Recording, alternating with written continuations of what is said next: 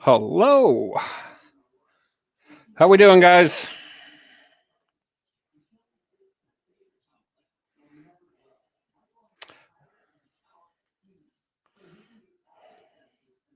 How are we doing tonight? You have me this evening. Hello. You got me this evening. I see we got a couple of you in here. I don't know who's in here until you guys say something to me. But you got me for a little while. Manny is in the air. Hey, Betty. How are we doing?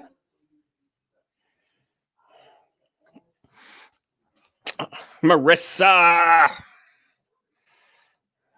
It's Bam behind the mic tonight, guys, until Manny gets here. He's in the air. He lands in Nebraska, roughly about 10:30. Well, he should be landing any minute. And then he's going to be on his way to the hotel. And once he gets to the hotel, said he's going to plug in and join us. So you got me. Hey, Linda. So you got me trying to figure this out the best that I can. I've been doing a little bit of practicing before y'all came on air. Hey, Felicia. And I got a couple of things. I'm kind of enjoying it without Manny, to be honest with you. Hi, Carol. Stayed up just for me. I love it. So I'm kind of liking it without Manny here. So that means I can do whatever the hell I want to do tonight. And without me waiting on him. And we have this little thing back here where we can send each other messages that y'all don't see. And I'm always constantly, hey, move it along, moving right along. Let's go. And sometimes he gets the hint, sometimes he doesn't get the hint. And I get it. When you get wrapped up and you're passionate about something that you're talking about, like last night, he was pretty passionate. If y'all don't know, he was passionate. Let's see. Linda says, you caught my eye. Oops, you caught my eye. Just had to show up. Well, thank you, Linda. No, it's Bam behind the mic there, Betty. Sorry, I didn't see it. I didn't see that comment there. This is not the best. Hi, Hilda. This is not the best program to use, especially with my eyesight. It's really bad, basically, because I haven't gone to an eye doctor to get better glasses. So usually when Manny's here, I have everything blown up, and I don't see the comments until he posts them. It clicks on them like I do, or I'm doing right now, and I'm hoping they're showing up there. See, I see this tiny little box. It's like a 1x1 with me there, and so I really can't see what's going on over there. If I'm you didn't miss anything. I just pretty much started. So yeah, like I said, it's just me right now until Manny gets into Nebraska, North Platte, I think he's at. And then he'll be joining us, I'd say, within the next 15 to 20 minutes. Shortly after 11 is my guess. So yeah, I'm kind of excited. So last night we talked about this Florida teacher that paddled a 6-year-old in front of her mother. Take care of your windows, right? So yeah, we were talking about this principal that paddled the 6-year-old 3 swats on the butt, right in front of her mother, and her mother was pretty much shocked. I mean, she didn't know what to do, how to act, what to say, what not to say. Why I have no idea. If I had, I have no idea. But today, it's kind of nice. Today, I have learned, and I don't know what happened to the article because I read it and I didn't know I was going to do the show myself until like 4:00 this afternoon, pretty much. So I didn't forward it to Manny because I figured he would have it on his phone. But today, this principal is under investigation, as she should be. She should be investigated. She should be fired. Corporal punishment, in my opinion, has absolutely no place in the school whatsoever. No one should tear an ass up except the parents. They should be the only one to beat that ass. Although, there's some kids out there that I'd like to get a hold of and tear that ass up because I know their parents won't do it. But that just because I want to do it and got done, sure the hell doesn't give me the right to do it. This principal, teacher, whatever, had no right. So what? She scratched up a computer screen. Guess what? It is a thing. It can be replaced. Is it still usable? My guess is yeah. I mean, I don't know. I didn't see it, but my guess is yeah, it's still usable. I, this principal was acting like it's her. It was her personal property. And then the video I even seen today, she goes, "If you were my little girl, I'd beat your butt every day." And I'm sitting here thinking, what kind of fucking parent are you to torture your kid like that? I mean, Jesus Christ. I mean, y'all know I don't like children, basically because they're loud, they're messy, they ask too many damn questions, they're annoying. Most of them don't know how to behave in public. But, you know, they're children. They don't know any better. But that doesn't give you the right to beat a child that's not your child. I mean, granted, it was only 3 swats. I mean, SWAT number 2 actually sounded like it stung quite a bit. I mean, it was a good little SWAT.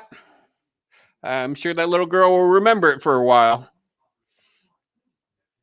But it just doesn't give you the right to beat a child. What do you all think? I mean, am I wrong?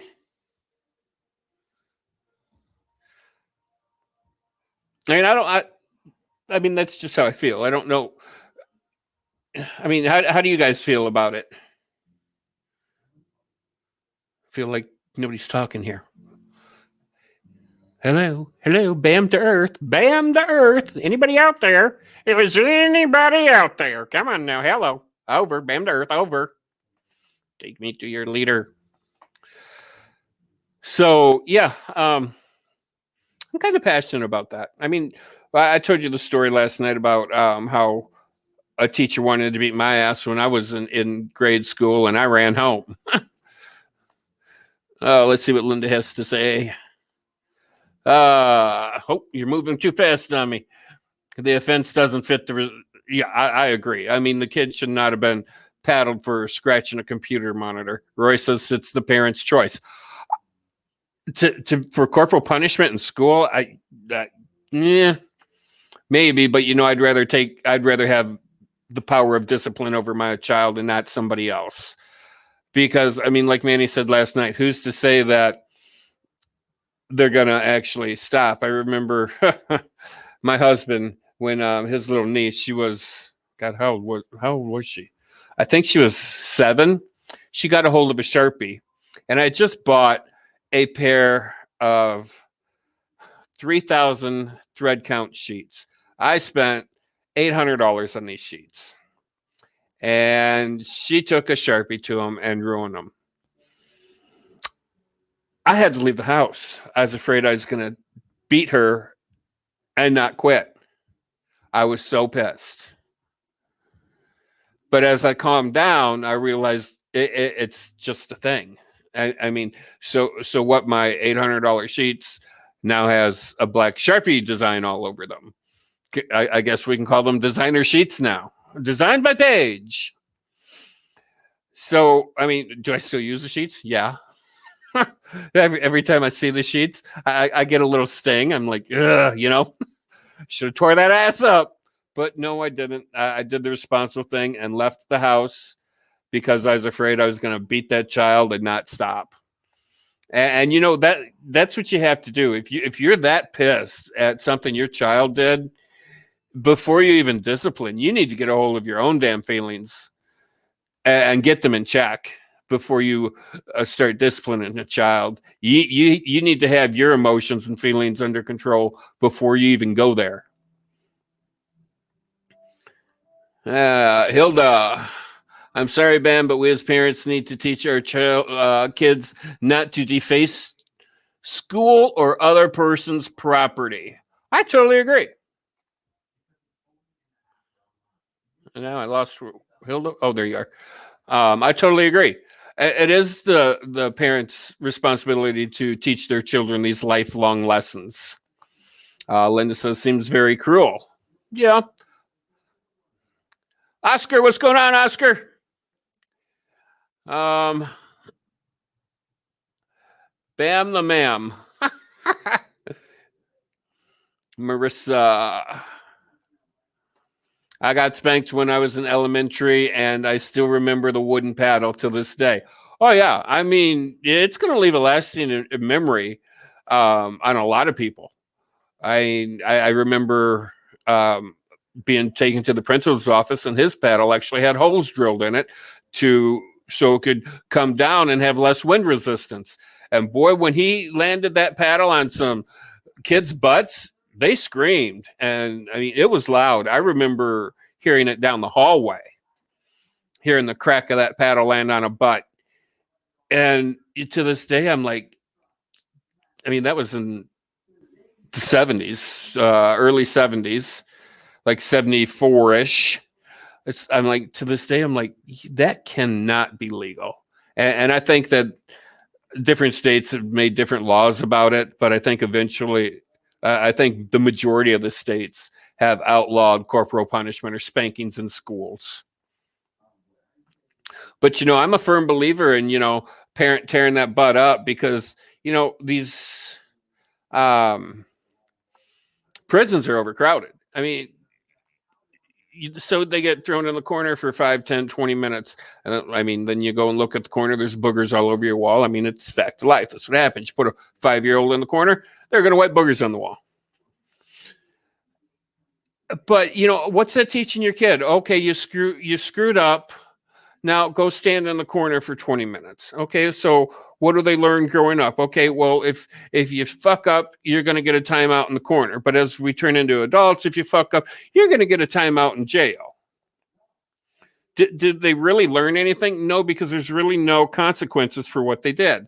All they know is they're going to get a timeout. They don't know how severe punishment can actually be until one day they land up in jail or they're heading to prison and they go, why? What did I do wrong?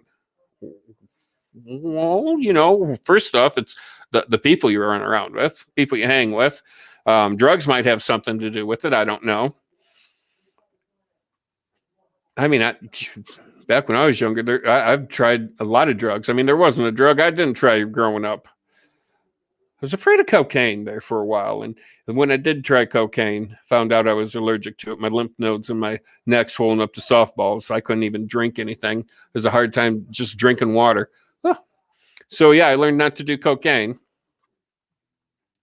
But, yeah, so, I mean, there's a number of different things to why people end up in jail. But does it actually go back to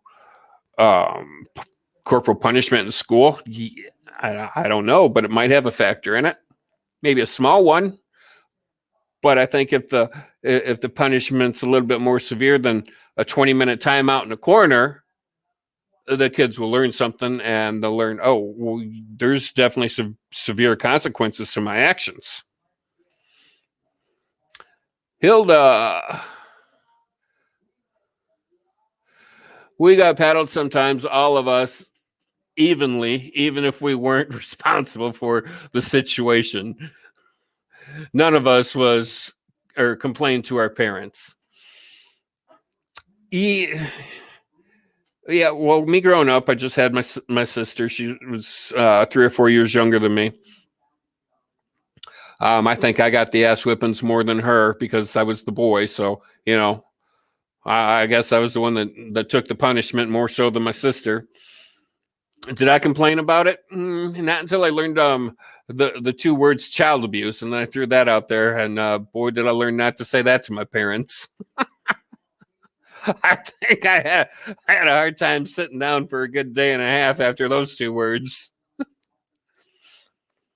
But back then, child abuse had a different meaning than what it means now. I mean, you throw it around now, and I mean, there's cops like all over your door. They're hauling you out, handcuffed and shackled, and throwing you face down in the ground, and then they'll ask questions later. So, I mean, there's a whole different set of definitions to words versus 40 years ago to now.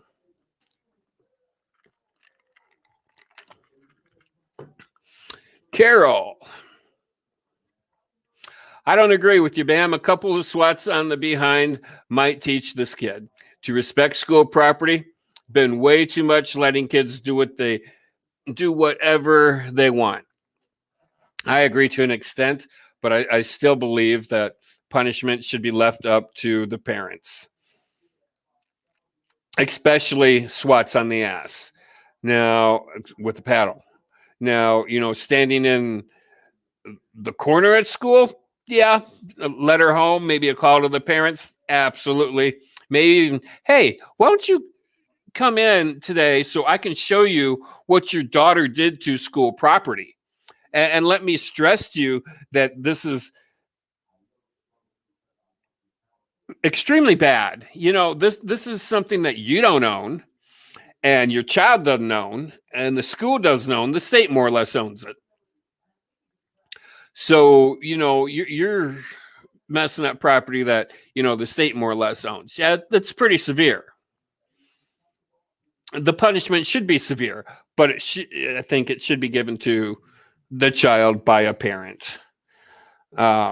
Because more or less when a child disciplines their parent, a parent disciplines their child, it's more so done with love and compassion behind the disciplining. When a complete stranger disciplines you, you really don't know why you're being beat. You just are. Oh, let's see, Roy. What do you got here? Come on, there you go. Went too far. Boy, this thing is like wicked. You move that little roller on your mouse and it's like jumps 1.5 miles. All right, Roy says, parents must get the choice of whether to allow someone else to discipline their child. Here, that did not occur. I agree with you. I mean, some parents, well, usually one parent in the household does the majority of the disciplining. And, if moms don't want to discipline, then it falls to the dad. Sometimes the dad doesn't want to discipline and it falls to mom. I mean, it is what it is. But I agree with you that they should have the choice whether it should happen. But I still think that if it's going to happen, it should be done by the parent. And this is one of those things. Everybody's entitled to their own opinion.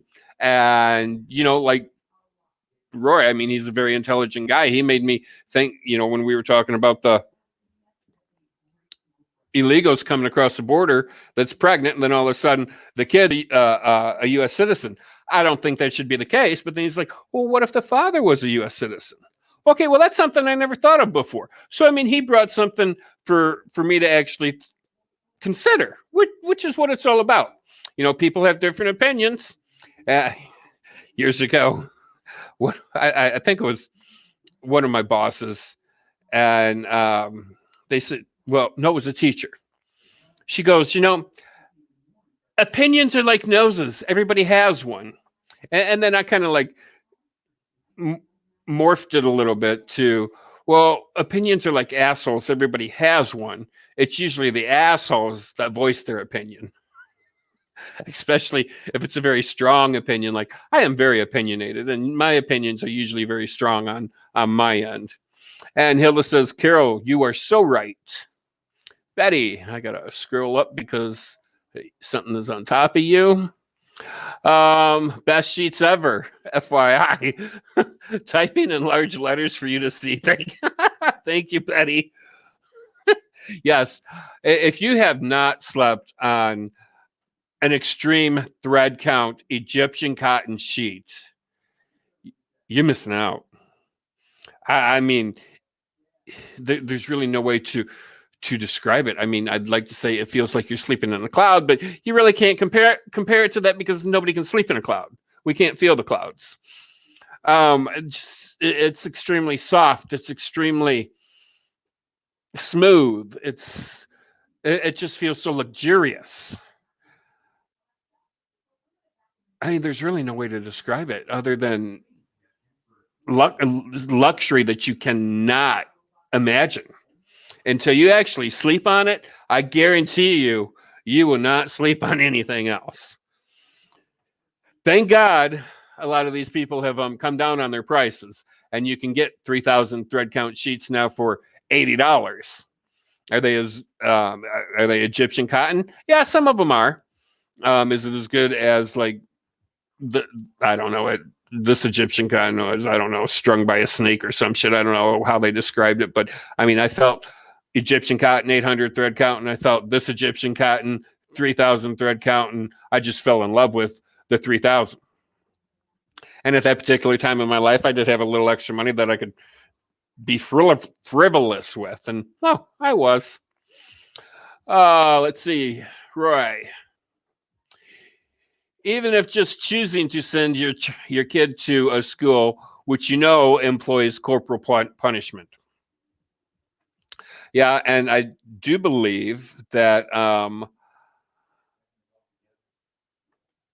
private schools do still use corporal punishment, like Catholic schools. I believe they still use that knuckle buster with the dowel rod across the knuckles or whatever. I don't think they swat on the butt anymore, the dunce cap, but I do believe Catholic schools still do corporal punishment. I don't think Christian schools do, but I know a lot of the private schools still do believe in that. And Oscar, Bam the Man, what's going on there, G? Hilda, the ones we had in elementary had holes, and if you stood up, you got another. Yep, that was my principal too, Hilda. Or I even heard rumors. I never experienced it, but I heard rumors. If you took your hands off the desk and put them on your butt, you got another SWAT just for doing that. And that is child abuse in my mind. I mean, getting another SWAT just because you took your hands off the desk. I'm sorry, you just hit my ass with a piece of wood as hard as you fucking could. Of course I'm going to jump and put my hands on my ass. I mean, that's common sense. Linda says negative reinforcement. To an extent, yes. To an extent, no. I think it's a mixture of both on that one. Charles, hey, Charles.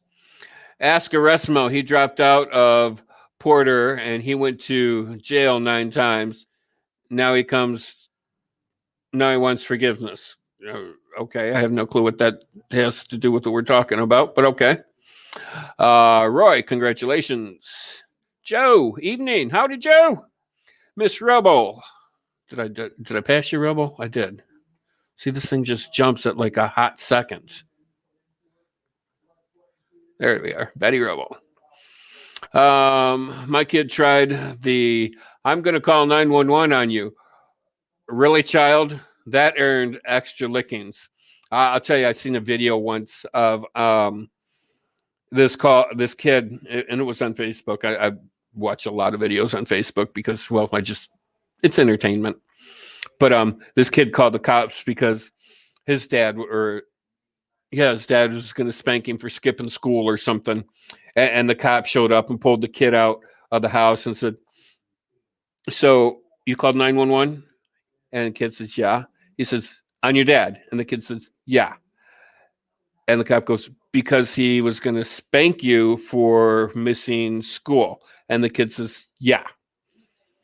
And the cop kind of put his arm around the kid. And they were walking back to the house and got back up to dad up there. And he put kid next to dad. And he kind of grabbed his gun belt and, kind of like twisted it a little bit like you're on a Harley or whatnot. And he says, "You ever call 911 on your dad again? I'm going to beat your ass myself, and I'm going to use this belt." And that was like, wow.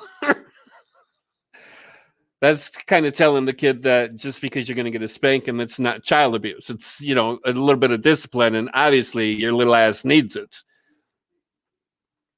So, I mean, that was kind of like a cool video. Linda, whatever happened to writing on the board? I will not have written again 100 times, right? God, I had to do that like 5 times in my life. And I said, I'm never going to do this ever again. And writing, I will never swear again, or I will never do this again 100 billion times, probably screwed up my penmanship more than me on my own. Especially when you got way down at the bottom, you had to do it really little small because you weren't allowed to erase it and go back over it again because you had to prove how many times you actually wrote that sentence. And then if it was your English teacher, every word had to be spelled correctly. And let me tell you, spelling is not my forte. A spanking is different than physical abuse. I agree. But if you take it to the point where that little butt is black and blue or purple, or it has like marks on it, then that's abuse. 4, 5, 6 swats on the ass with a paddle or a belt, I don't think it's physical abuse at all. This mama sometimes even disciplines the dad. Yep, dad has to be put in place too. You are right, Betty. Sometimes us guys, we're not perfect. I know I'm not perfect by any means. I'm 50 something years old and I still fuck up. Hilda, yes, ma'am. But now the teachers teach the kids about if mom or dad hits you, you need to call the cops. And then the cop comes along and takes the kid away. And that gives the kid more power to call cops. Little do they know, they're getting ready to be removed from the house. Well, it's kind of like the same situation. Call the cops because your teacher hit you. And I don't know if I said this already, but the video I watched today, the principal, after she got done swatting, getting that little 6-year-old 3 swats on the ass, she said, if you were my kid, you'd get spanked every day. And I'm sitting there going, what the fuck kind of mother are you that you got to beat your kid every day? I mean, granted, children are not perfect little people. They're kids. They screw up. But does it really, you really got to beat that ass every day? No. But obviously this principal seems to think so. Let's see. We got to scroll up a little bit here. Hi, Lynn. I'm going to go with Lynn. Like I said, spelling's not my forte. Neither is reading. Roy, oh, hell yeah. Egyptian cotton. Now, see, this man knows luxury, okay? Take it from us. We know luxury. Let's see. Hilda says, I have some. I love them. Absolutely. What's up, Massimo? What's going on there? Nadia. She says, I'm doing a great job all by myself. Okay, well, I'm going to attempt this. I'm going to attempt to bring in, I don't know if it's a video, but it's an article that caught my eye. And I really didn't read the article, so we're going to kind of skim through it and read it a little bit. But evidently, one of the jurors in the George Floyd murder case with Derek What's-His-Nuts, we have this, and I have to blow this up so I can actually read it. And I don't know if I'm actually going to be able to, I don't know how Manny does this. Maybe it's different from Apple to, yeah, and I can't scroll through this. And that's just it. Hang on. Bear with me, people. Bear with me. All right. So, yeah, full screen layout. There we go. Maybe that'll work for me. Well, I clicked it. Oh, but it only does it up there. Okay. Wow, it's got to be different between a Macintosh and an IBM. Macintosh, Apple, and IBM. So, what's it look like over here? I got to get rid of Nadia. Nadia, I don't want to get rid of you, but I got to get rid of you. If that makes any sense, because I can't read this. Click. Okay, Nadia's gone. Okay, so a juror in the Derek Chauvin trial attended a protest last year with a shirt saying, "Get your knee off my neck," possibly complicating the juror's guilty verdict. Once you have the... Manny must be listening to me because he just texted me. So he must be listening to me. So that means he's on the ground and on the way to the hotel. Good news. So, yeah. And Manny caught that too. And this is not the first article, and it still won't scroll on me. This is not the first article of this guy doing or saying that he was um,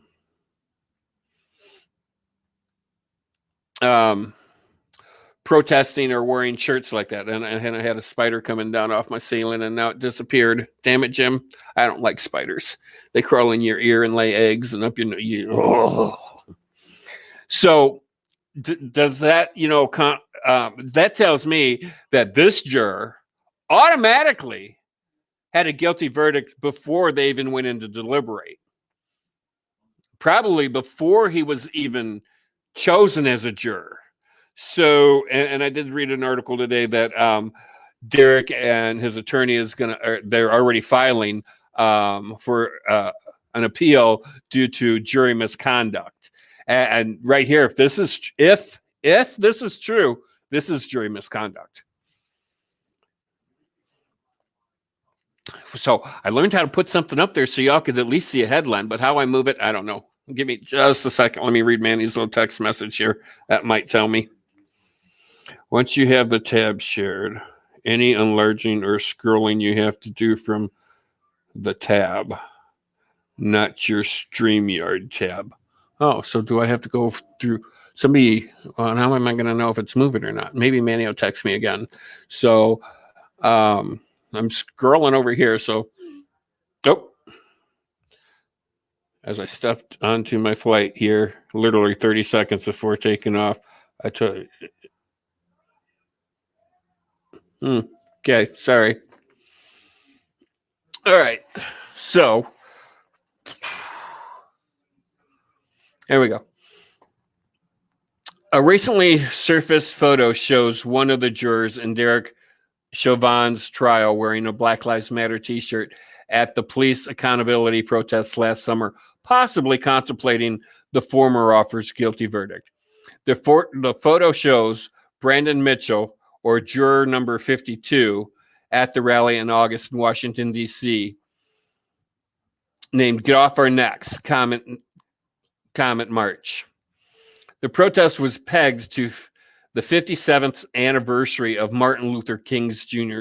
March on Washington. This is disturbing because if you are out there protesting, and I get that you're right, to protest, that's your right to do so.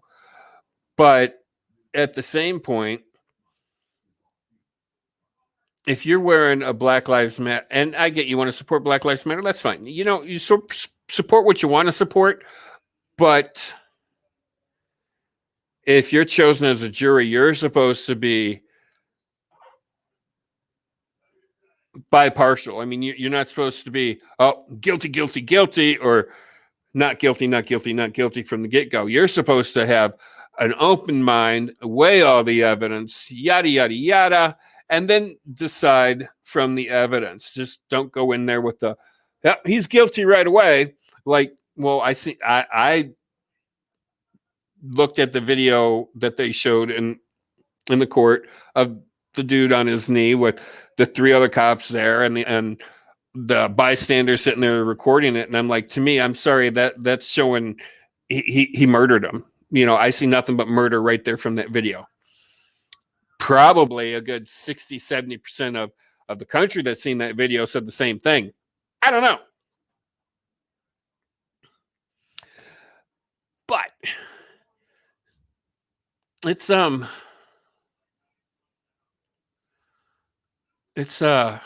to be interesting to see what happens here with the next couple of days or the next couple of weeks to see what happens. Now I got to figure out where I left off. It was Nadia, so I got to find Nadia. Okay, here it is. All right, so Carol, parents aren't disciplining their kids how they are acting now these days. This is true. I see a lot of these kids getting away with more than I ever got away with growing up. And that could be, as we evolve as people, so do our ways of disciplining our children and how we perceive right from wrong, so to speak. I mean, we don't stealing a candy bar back in the 70s. I remember once we were sitting at the grocery store, my first experience in one. I think I was 5 or 6. I'm watching mom and dad put all this food and it's going down this belt. I'm like, what the hell are they doing? And I'm watching all the food go down a belt. And then when it gets to the end, they put it in a bag. I'm like, well, that's kind of cool. And I'm sitting here and I got my hands up here like I'm Kilroy. And underneath my hands is a candy bar, what one I have no idea. And when we get in the car, I sit down and, get there and I start opening my candy bar and I eat it. And mom and dad said, where'd you get that? And I'm like, from the grocery where you got all that other food. And that's when they told me that you had to pay for shit. I mean, back then it was, I don't know, 10, 15, maybe 20 cents, quarter tops. I mean, I didn't know. It was my first lesson in purchasing, So did I get my little butt swept when I got? Yeah, I did.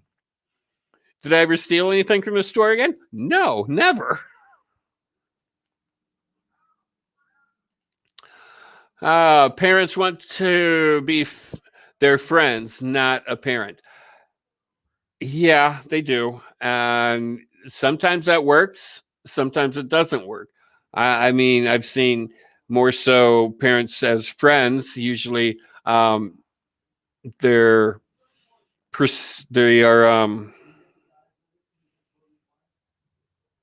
very rich. They have everything they want. They do whatever the hell they want. More so, the parents and the children come of more middle class. Very few middle class parents and children are friends. They more so turn to friend stage when the kid grows up and moves out, I think. And then being a child still in school, I think they're more parents than they are friends. And when you try to be a friend to your child when it's still in grade school and middle school and high school, I don't think it works out well. And I think a couple of people have tried it and then they learned, yeah, maybe that wasn't a good idea. Carol, good advice from the cop. I agree. Hilda, come back here. You went too far. My daughter came from fucking pre-K and said, if you spank me, I'm going to call 911. And my husband said, go ahead. And by the time 911 gets here, you're going to need it. Yeah, I've heard stories like, I'm going to call 911. And, well, go ahead, call 911. And while you're at it, have them send an ambulance too, because you're going to need it. Linda, I use that at home. It helps with handwriting. Betty, I can so see Bam writing, I will not use the F-bomb again. That is a lie. I love that, Betty. You're awesome. Mr. Massimo, one word, Atkinson. And no clue what that is, but okay. You're doing a great job, Nadia says. Thank you, Nadia. I'm trying my best. I'm hoping Manny will be showing up here any minute, or hopefully he's going to be joining us here soon. Betty says, Bam, you are hilarious. Say say it like it is. I try not to sugarcoat anything, Betty. I really do, because I think I've told this story once. I worked for a company, and we'll call it the Boot Barn. Oh, it was the Boot Barn. And I had this female store manager, and she was great. Her and I got along really good. I mean, we had a great repertoire. Our personalities just meshed really well.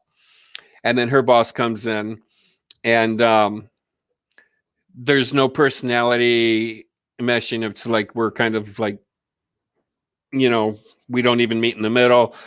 He's very stiff, so to speak. You ask him a question, he kind of acts like, why you're talking to me, I'm too busy to deal with you type thing. And then he leaves, and she goes, you need to act with Brian how you act with me. And I'm like, well, Melissa, what you give me, you get out of me. So if you give me shit, I'm going to give it right back to you. If you give me great personality, bubbly communication, you're going to get that right back. You know, it's kind of like how them Christians say, garbage in, garbage out. It's kind of like a true story. Good in, good out. You know, it is what it is. And like I told her, I said, you know, I don't sugarcoat anything. I mean, if you had a pile of dog shit in your hand and I threw sugar on it, what do you got in your hand? Sugar-coated shit. Is it any better? No. Just because you threw a little sugar on it? No, it's not any better. It's still a pile of shit. Might be a little sweeter. Carol's blowing kisses. Gotta go all. Enjoyed very much. 5 a.m. comes way too early. Grandma needs sleep. Carol, you're right. 5 a.m. does come really early. Hilda says good night. Who's this? Is this Chuck? Yes, Chuck Atkinson. Nope. Now Chuck Atkinson went too far. I got to get this scrolling thing under control because this is craziness. He was guilty. I totally agree. Guilty as charged. Only a racist would think Derek was not innocent. Well, I don't think I'd put it like that. I would say I would put it more like only an ignorant person or a stupid person would say he was innocent because you just can't see the murder happening in front of you. Obviously, you need to be trained on what you're actually looking at. But I wouldn't call a race. I wouldn't call him. But you know, if you want to, that's your opinion. You know, we're all entitled to our opinions. Not gonna, you know, I'm not gonna try to talk you out of it, but I think I'd word that a little bit different. Lynn, wait. Lynn says wait. So after the controversial verdict, does the defense start stalking every juror past lives events to see if the outcome was truly unbiased? I have no idea, to be honest with you, but I think they caught this because it happened to be posted on social media, and that was brought to the defense attorney's attention. So, I mean, I don't know for sure. I don't think anybody really does how it was caught. It, you know, we're just going to have to wait and see what happens. Let's see. I do mine. Got my boys under control and going into the preteen age, but still controlling them with a stern side eye. Oh yeah. Sometimes that side eye hurts more than that little ass whooping because, you know, if looks could kill. If looks could kill. Let's see what we got here. The Facebook cop is my hero. I'd be glad to deal with one of those that I had my back nowadays. Absolutely. One word, Massimo, loser. I'll be your Huckleberry. Okay. Well, you got a Huckleberry fan now, Massimo. So remember a couple months ago, we had, let's see, I got to remove this. How do I remove this? Bear with me. Edit, stop screen. Okay, that one's gone. We talked about this 73, 76-year-old woman that was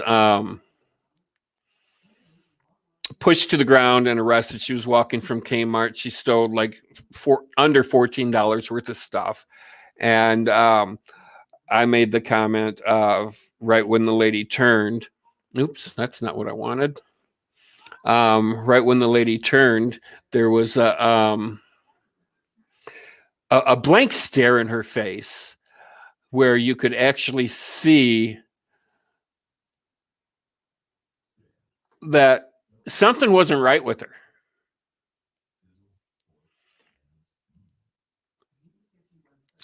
And bear with me while I get this. So the daughter of the 73-year-old that was violently arrested, remember, she got pushed to the ground. The cop says, oh, this is how you want to handle it? Because she's walking. She's like, I'm going home. I'm going home. And so, I mean, it was really disturbing on how the way this cop handled it. I mean, first of all, she's 73. The little old lady didn't weigh but maybe 110 pounds soaking wet, if even that. And he throws her to the ground. Oh, I don't think I included video. Bear with me. Oh, and it's not even over there yet anyway. Hang on. Share screen. Share audio.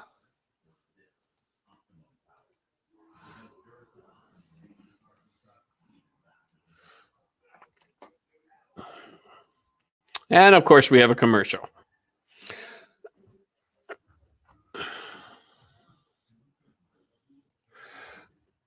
So here's the video. They're going to expand on it a little bit more. And I'm not going to play this whole video because it's like 5 minutes long, but it is a really good video. If I can get it to start. It says it's playing. There it is.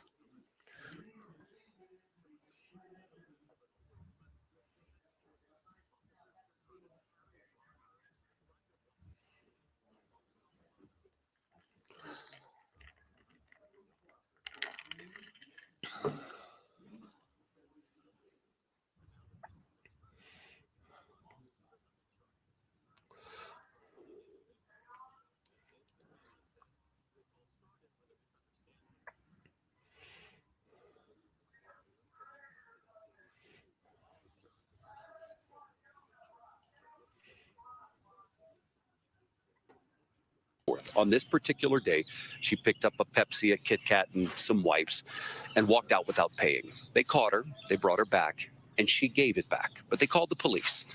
The next thing you know, there's Miss Karen walking down the road by herself when a Loveland police officer drives up. And here's what happens next. This is Mom's jacket that she had on the day that it happened. And it's got the blood on the back from where her hands were handcuffed. This is Alyssa Swartz talking about what happened to her mother, Karen Garner. Here's what happened last June. Ma'am. So this is the video that y'all seen. They're kind of like doing Garner turns bits and pieces of it. Loveland officer See, right there, that Austin look tells Huff. you something's And she not kinda right with this shrugs. woman. Do you need to be arrested right now? No. Okay. Let's stop. Come on. Come on. I'm going home. Seconds later, she is face down in the dirt. Her arms are handcuffed behind her back. Nope. This 73-year-old lady is pleading with Officer Hoff to let her go. Her home was just 2 blocks away. On the ground. After a short struggle, she's now detained. Officer Hoff refuses. He picks Garner up and pushes her toward his squad car. Right now you're resisting, which is not going to fly with me. He then pins her up against the car. And if you try to kick me, oh, this is going to be bad. At this point, she is crying out as another officer, Daria Jalali, comes around to assist. And that's when you hear a pop. I mean, it wasn't a Miss pop. Garner it was more like collapses in he had pain tore open a before bag the of chips officers is what it push her to the sounded like to ground me. again. I'm going home, she keeps repeating. This is an 80-pound woman with dementia. She was accused of stealing $13.88 worth of items from the nearby Walmart. Store security caught her, and she returned the items. But despite that, the police officers wanted to arrest her. She was confused and scared. She didn't understand what was going on. I watched the video and I thought to myself, how did he not realize she just keeps saying, I'm going home? Maybe there's something else at play here. Right. Maybe it's not the normal situation. That's exactly what I had thought too. I was like, did he not understand? Because she's repeating over and over, I'm just going home. I'm just going home. Right. And it's as if he wasn't listening to her. At this point, Garner's taken to the local jail. Yes, I understand that, but you keep fighting us. Here she is sitting in her cell, repeatedly begging the officers to help her. They hurt my shoulders. They hurt my shoulders. According to court papers, Miss Garner sat there for more than 6 hours with no medical attention. And as it turned out, she had suffered a dislocated shoulder, fractured arm, and sprained wrist, along with scrapes and bruises across her body. Back at the station, the officers mocked her. Garner's family hired a sound engineer to enhance the audio at the police station. Listen.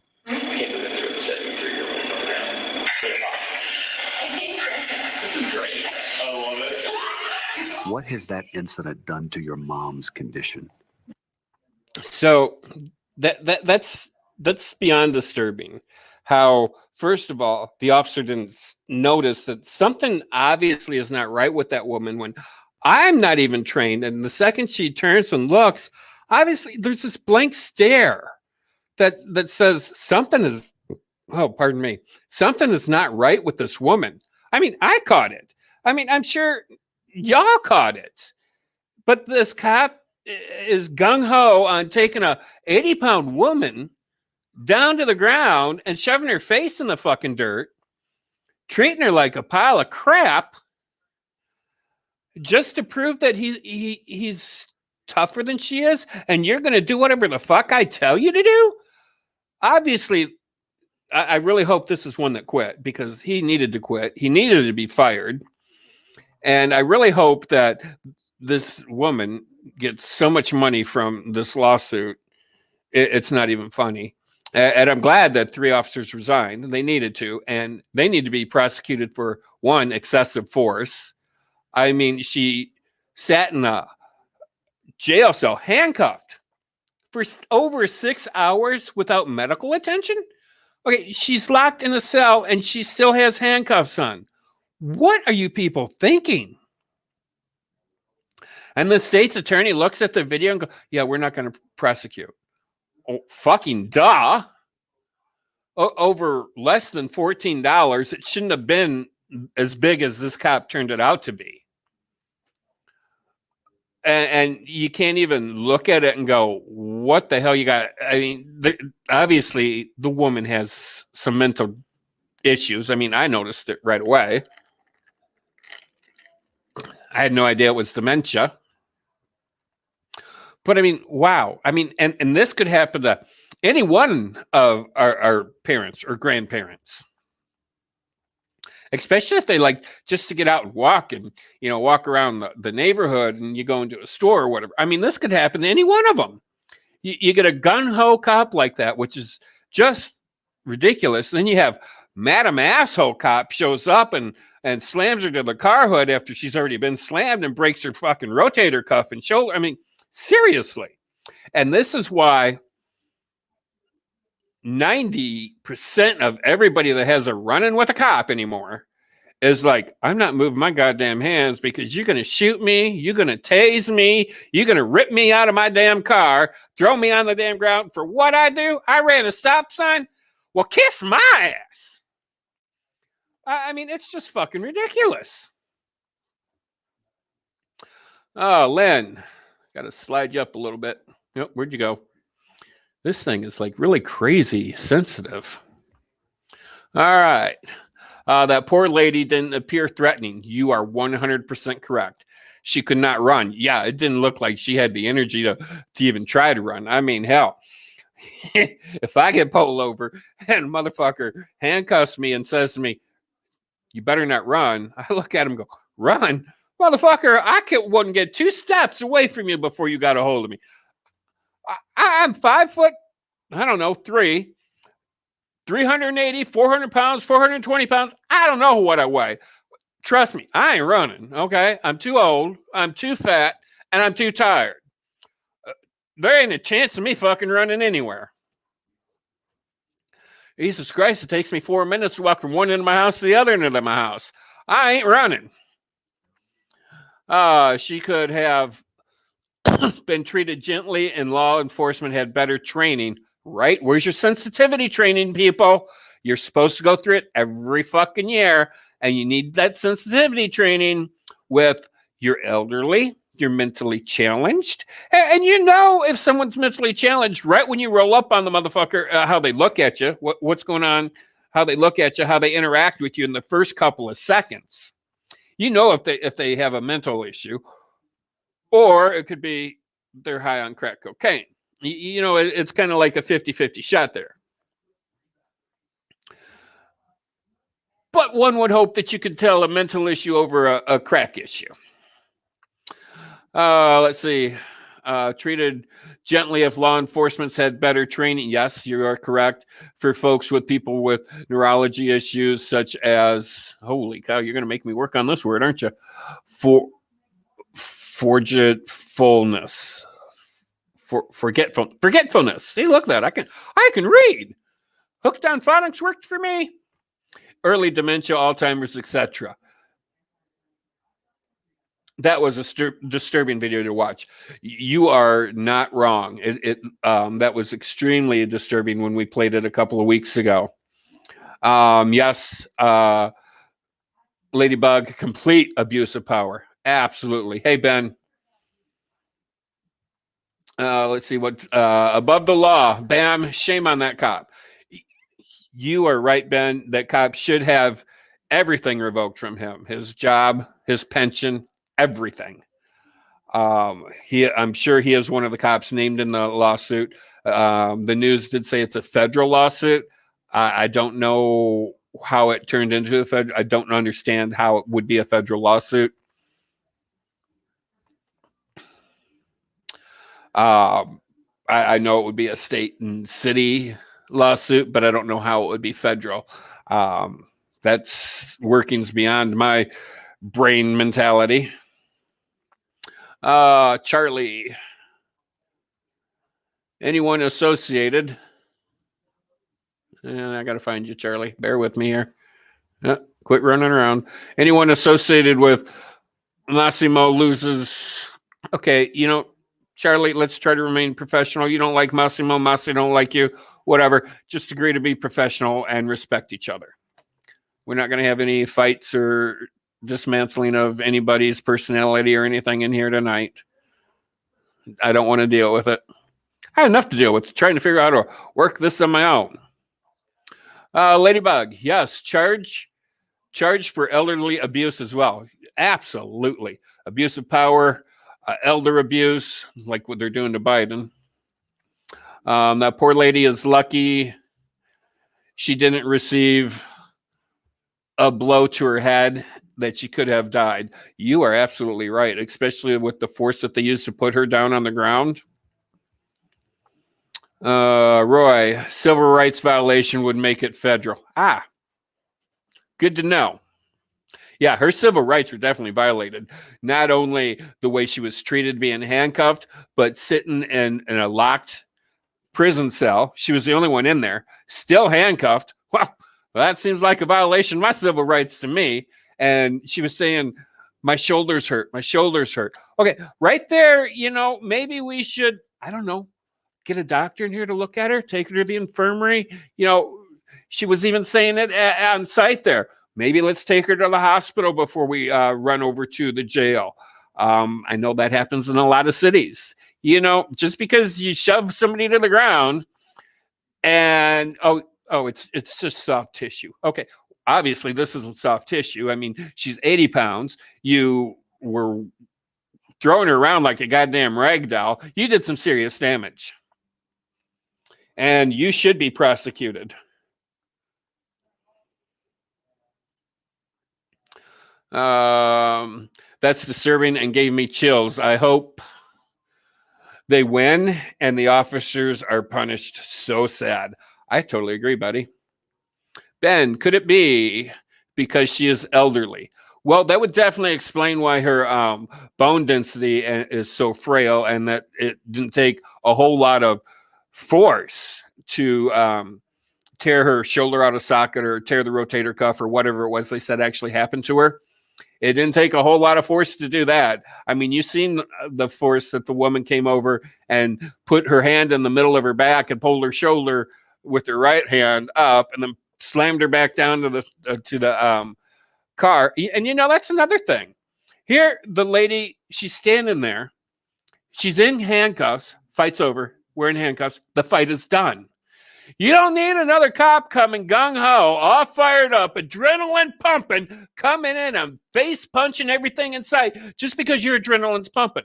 You can calmly walk up here, assess the situation, and go, hey, Robert, don't you think you're being a little rough with her? Let's take a breath here. That's what this other woman should have done, not get in there and fight her around like a fish. I mean, that's just, wow. I don't get it. I don't get it. I probably won't ever understand it because we don't know what other people are thinking. Yes, Bam, you the man. Thank you. Thank you, Hilda. Thank you. Roy, the fact that the cops at the station said, did you hear that snap? they were aware medical attention was warranted. You are absolutely correct. And yet they didn't even call the paramedics or call a doctor in to look at her. Another situation where the ball was dropped. And those were probably the two that actually resigned as well. To add insult to energy. Sorry, guys. To add insult to injury, they made fun of this elderly lady. They really did. They really did. And that's totally not cool. Oh, there we go. We jumped again, like Manny says. Sometimes we click on something and it just disappears. Police should have treated her like they treat their own mother. Absolutely, Charlie. Handcuffed her in the front. Yes, I totally agree, because obviously she is not a threat in any means. And there are some laws in some states where you can be handcuffed in the front if the police officers feel that there is no threat from you whatsoever. But you don't have to be handcuffed behind your back. You can be handcuffed in the front if the police feel they are not threatened in any way. And return these items and take them to her home. Well, she did return the items at the store. And you're right. Instead of arresting her and throwing her around like a rag doll, the cop should have said, "Ma'am, are you all right? Is there anything I can do for you? Do you need a ride home?" This is how the situation should have went down. Not like, "Oh, you're walking away from me. It's going to be like that. So we're going to jump on you, push your ass to the ground, and arrest you." Cop on a fucking power trip. And unfortunately, they're out there.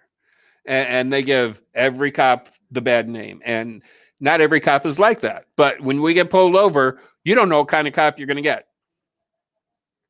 And the first thing that goes through our head is, oh my God, this guy's going to shoot me. He's going to tase me. He's going to yank me out of my car, throw me down on the ground, jump up and down on me. That's the first thing that goes through our head, because all of these bad cops.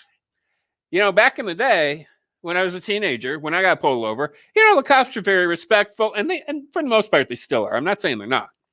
But, we were respectful to the cops. Yes, sir. No, sir. Yes, ma'am. No, ma'am. Yada, yada, yada. Whatever happened to that? Now, all of a sudden, it's like cops pull your ass over, and they come running up on you and pulling guns on you, and it's like, what the fuck is going on? Remember the last time I actually got pulled over? It was by a state trooper.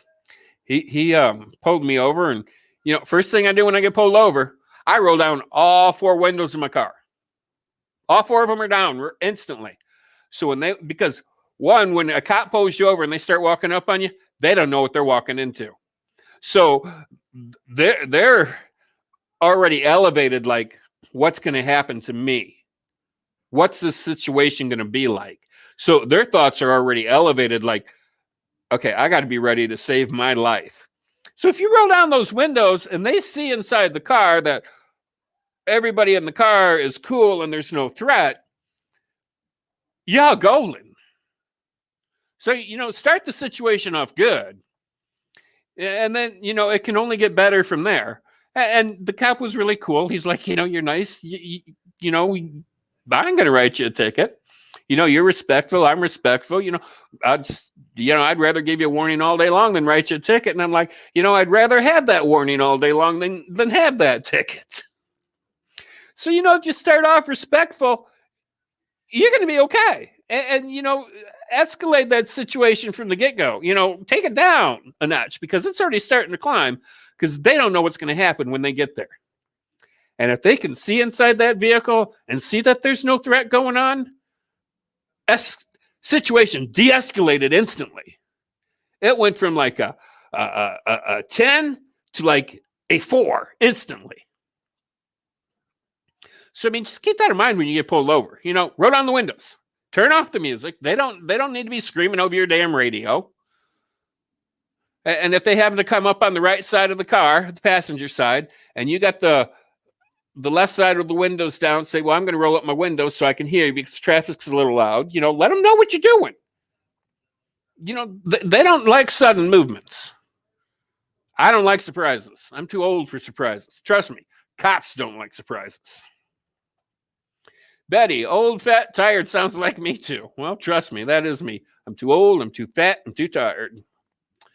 Let's see. Got to go up a little bit more because Lynn, there we go, Lynn. There was no need to keep her handcuffed if locked up. 6 hours without medical assistance. The cops laughed and admitted how they got off of that situation. I'd be really angry if this was my mom with dementia. Not cool. You are 100% correct.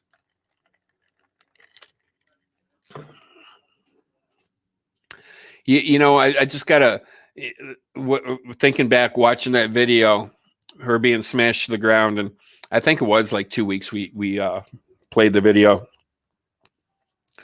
And then this, I mean, now it made national news. And now that I find that the poor woman was locked up in a cell by herself, in a holding cell is what it was, until somebody posted her bail, which shouldn't have been much, over $14. Oh, but she was resisting arrest. Y'all seen it. She was resisting arrest. My ass, she was resisting arrest. I mean, the bail I don't know what they did, but I mean, I'm glad that the charges were dropped against them. They should have been, but they should never have been brought up in the first place. She should never have been arrested. I mean, from the get-go, the cops should have said, well, can I help you? Do you need medical assistance? Can I call somebody for you? I mean, that's how the situation should have went. Why it didn't, I don't know.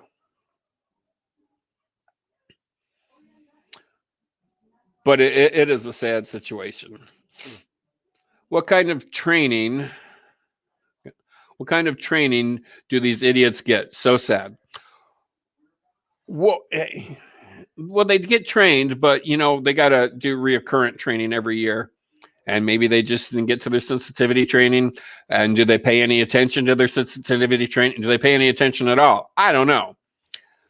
But you know, when you're dealing with the elderly and you're dealing with mentally challenged individuals, and when you're dealing with crackhead individuals, each situation requires a different way to interact with an individual. And you really need to learn, or they do, not you, they need to learn how to quickly change their interactions with each situation. And if you can't do that, then you shouldn't have the job you have, in my opinion. Yep. Let's see. They just fix their frustrations on this easy target. Just shameful. I agree. Betty. Locked in the cell for $13 theft. She returned before the cops even got there. Oh, and hurting her, too. Too much force used with an 80-pound, she was 73, Betty, but yeah, the same thing, 76, 73. It's the same thing. I agree. I mean, way too much force. Way, way, way too much. Well, I was hoping that Manny was going to get here before now. We've already gone a little over an hour. So I don't know if he got delayed on his flight or what.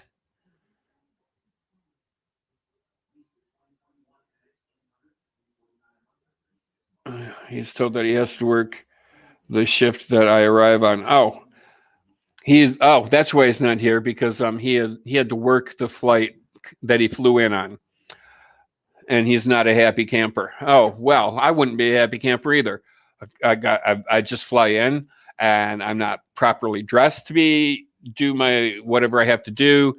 Yeah, I would not be a happy camper either. So that's why Manny has not made it this evening.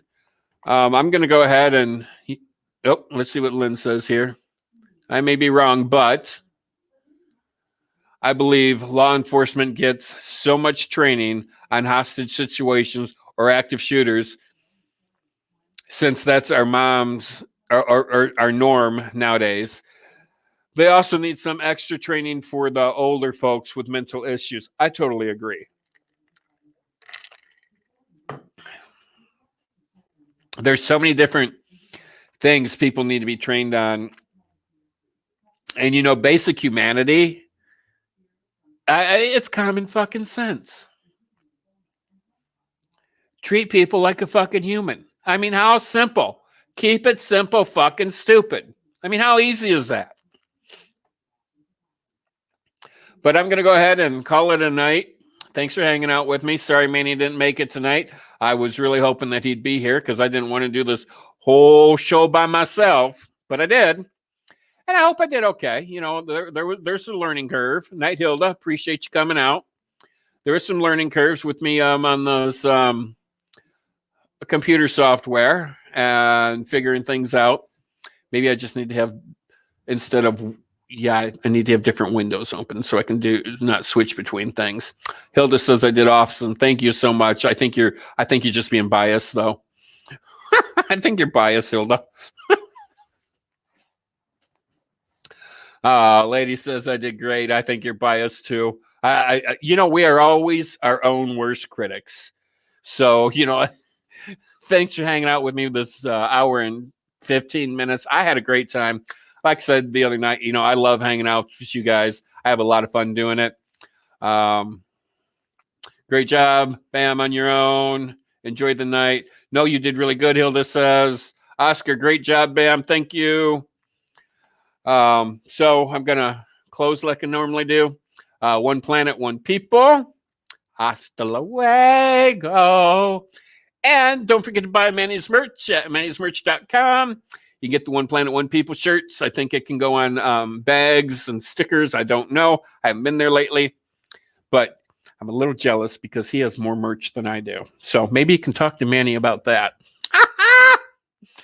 Great job, Bam. Hope Manny is safe and all is good. Oh, I'm sure he's safe. I'm sure he landed. He's just got to work that flight there at the airport because they're so short-handed.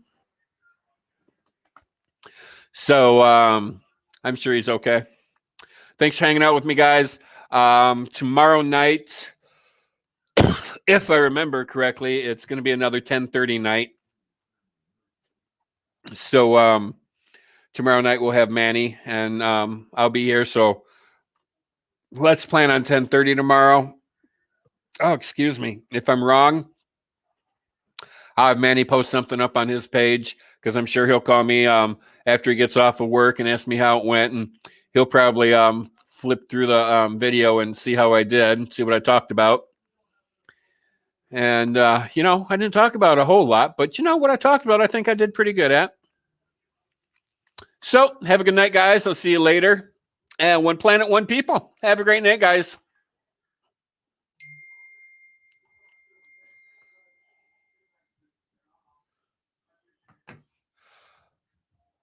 Okay, guess what? I'm still here. I didn't end the broadcast. I just got a text message from Manny. He is heading up to his room right now as we speak. So I'm going to stay out and hang with you. See if he wants to plug in real quick. Say hi to you. Since I still have, I don't know how many people I have in here. Well, there's like 14 of you, 15 of you. So we'll hang out for a little bit longer. Let Manny get plugged in. And we can hang out with the Manny Man. The Manny Man, or Yo-Yo as I call him. You know, I've called him Yo-Yo for years because every time he texts me, he goes, yo. And then I'll text back, go, yo, -yo, like Yo-Yo. So his nickname is Yo-Yo. So if y'all want to call him Yo-Yo, you're more than welcome to call him Yo-Yo. Let me text him real quick. I'll just say, "Okay, wait, we are waiting on you." So he knows to hurry up and plug his ass in. He's probably listening to us on the phone too. I don't know. Who's Yo-Yo? Linda says, "Who is Yo-Yo?" Oh, hang on. What I missed? There's a what I missed someplace. Okay. Linda said, "What I missed? Who is Yo-Yo?" Linda, Manny is Yo-Yo. That's my nickname for him because every time he texts anybody that he knows or at work or whatever, he just goes, yo, a big Y-O, yo. So I've always texted him back, and sometimes I'll go, yo, Yo-Yo. Oscar, standing by. Betty, like the show. Well, I'm glad you like the show, Betty. I tried really hard at it. Linda says, cool nickname. Yeah, right? It should be his nickname, Yo-Yo. You know, we'd have Manny behind the face, or Manny behind the face. Manny behind the mic, and then under his picture, Yo-Yo.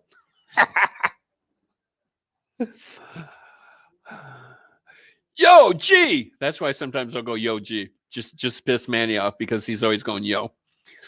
Betty, we are here.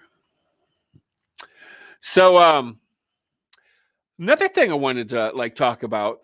I don't know if you. Thank you, Lynn. I appreciate it. I don't know if you guys noticed, but it's 2021, and we have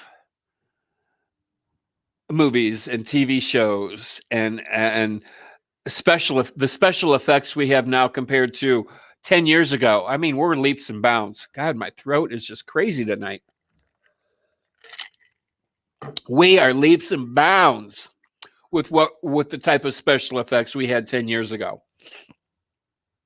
And it's really sad that when I watch a movie or a show that was created in 2020, it looks like it was created back in 1997 because the special effects suck. I mean, I don't know if it's, I've been watching so much television lately that I'm starting to notice a lot more things. Like the other day I was watching Street, Street, and it was done in 2015. So, 6 years ago. And it's on, I think I watched it on Amazon Prime. I was positive it was Amazon Prime. Well, there was one scene, and extremely low budget, but it had a good storyline, and it had decent acting. But, you could just see how low budget it was because there's a scene where this girl's being pushed out of the hospital in a wheelchair that has no feet rests on it. Now, you're low budget when your wheelchair doesn't even have feet rests on it. That's pretty goddamn low budget.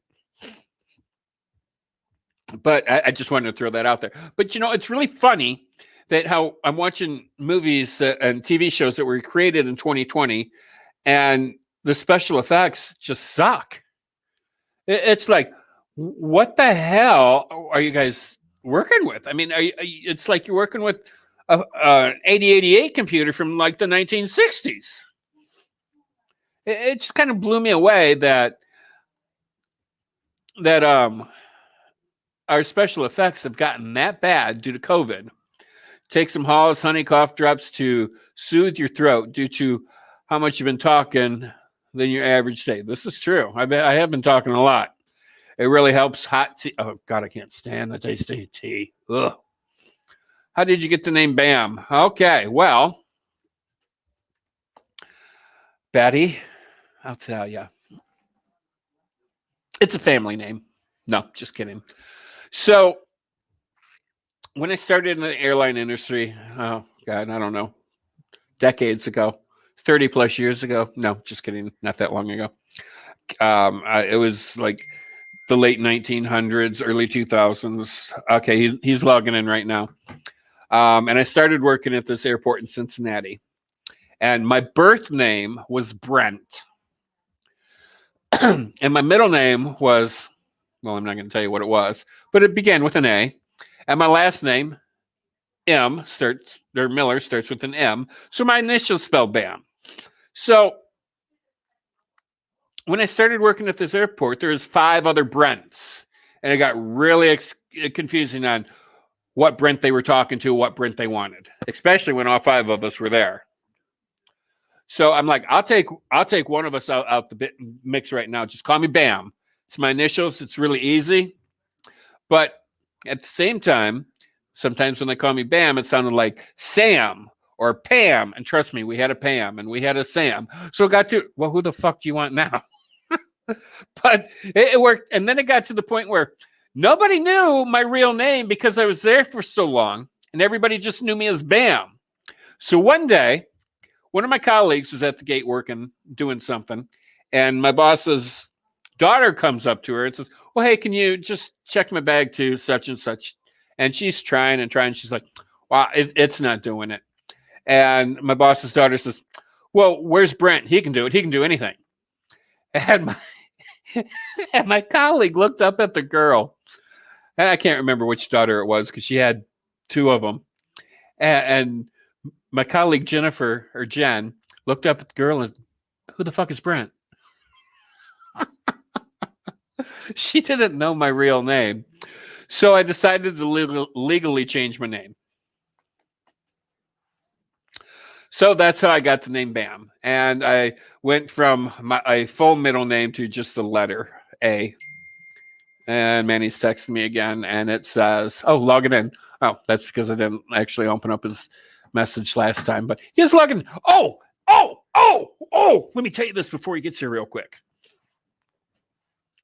So Wednesday or Thursday last week, we were talking about Apple's new products that came out. We were talking about the Air tabs and how, you can put them in your on your keychain. You can put it in your backpack, your kid's backpack, or that little coin pocket and like the Levi's.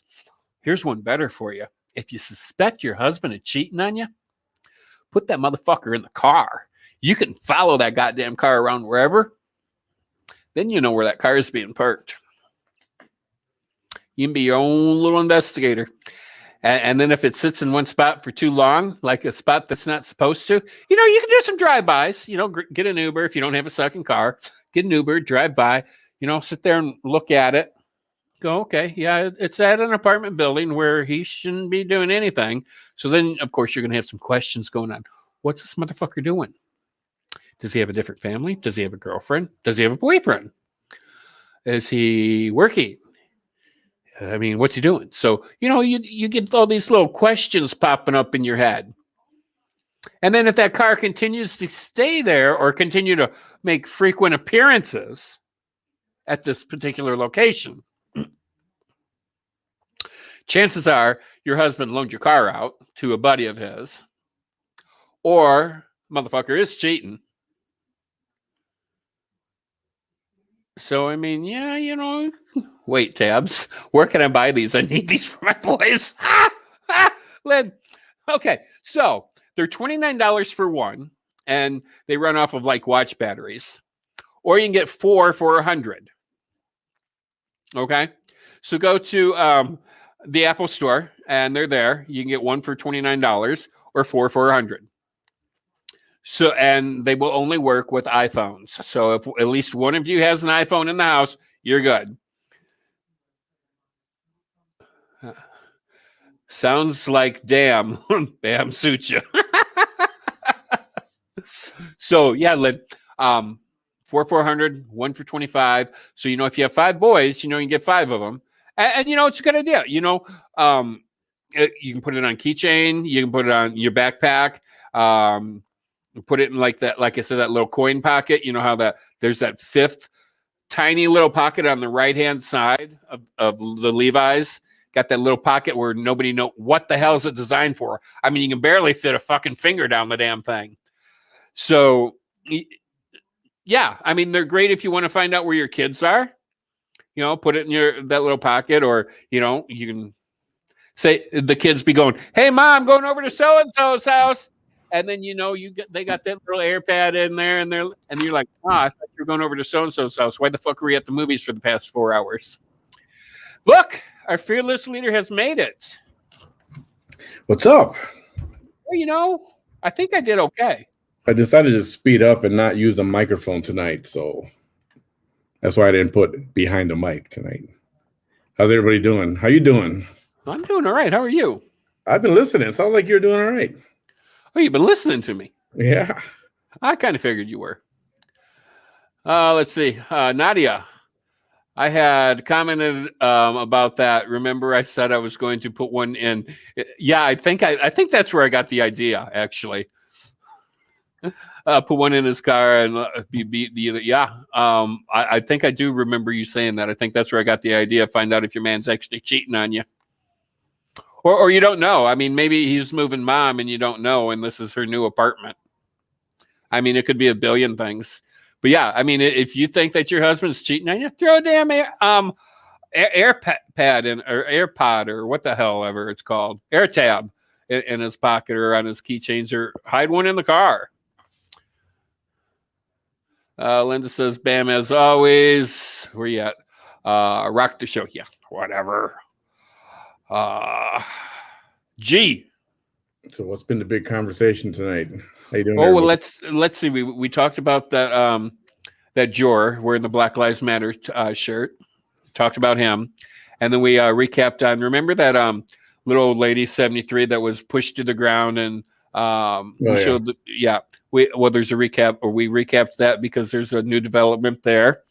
The 3 cops quit their jobs, and they're filed a federal lawsuit against them. Yeah, that juror on the Derek Chauvin case, he messed up. He's going to cause a retrial. Oh yeah, and don't be surprised if dude walks. Oh, it's entirely possible. Yeah. You know, and you know, for him to actually get a fair trial, it's going to be extremely hard, especially as many people that have seen the videos and seen the news broadcasts and had the news talk about it. It's going to be hard for him to get a fair trial. Yep. What else? What else did you talk about? What I missed early, so I don't know how you started off with. Let's see what I start off with. Talking and trying to figure things out a little bit. We talked about we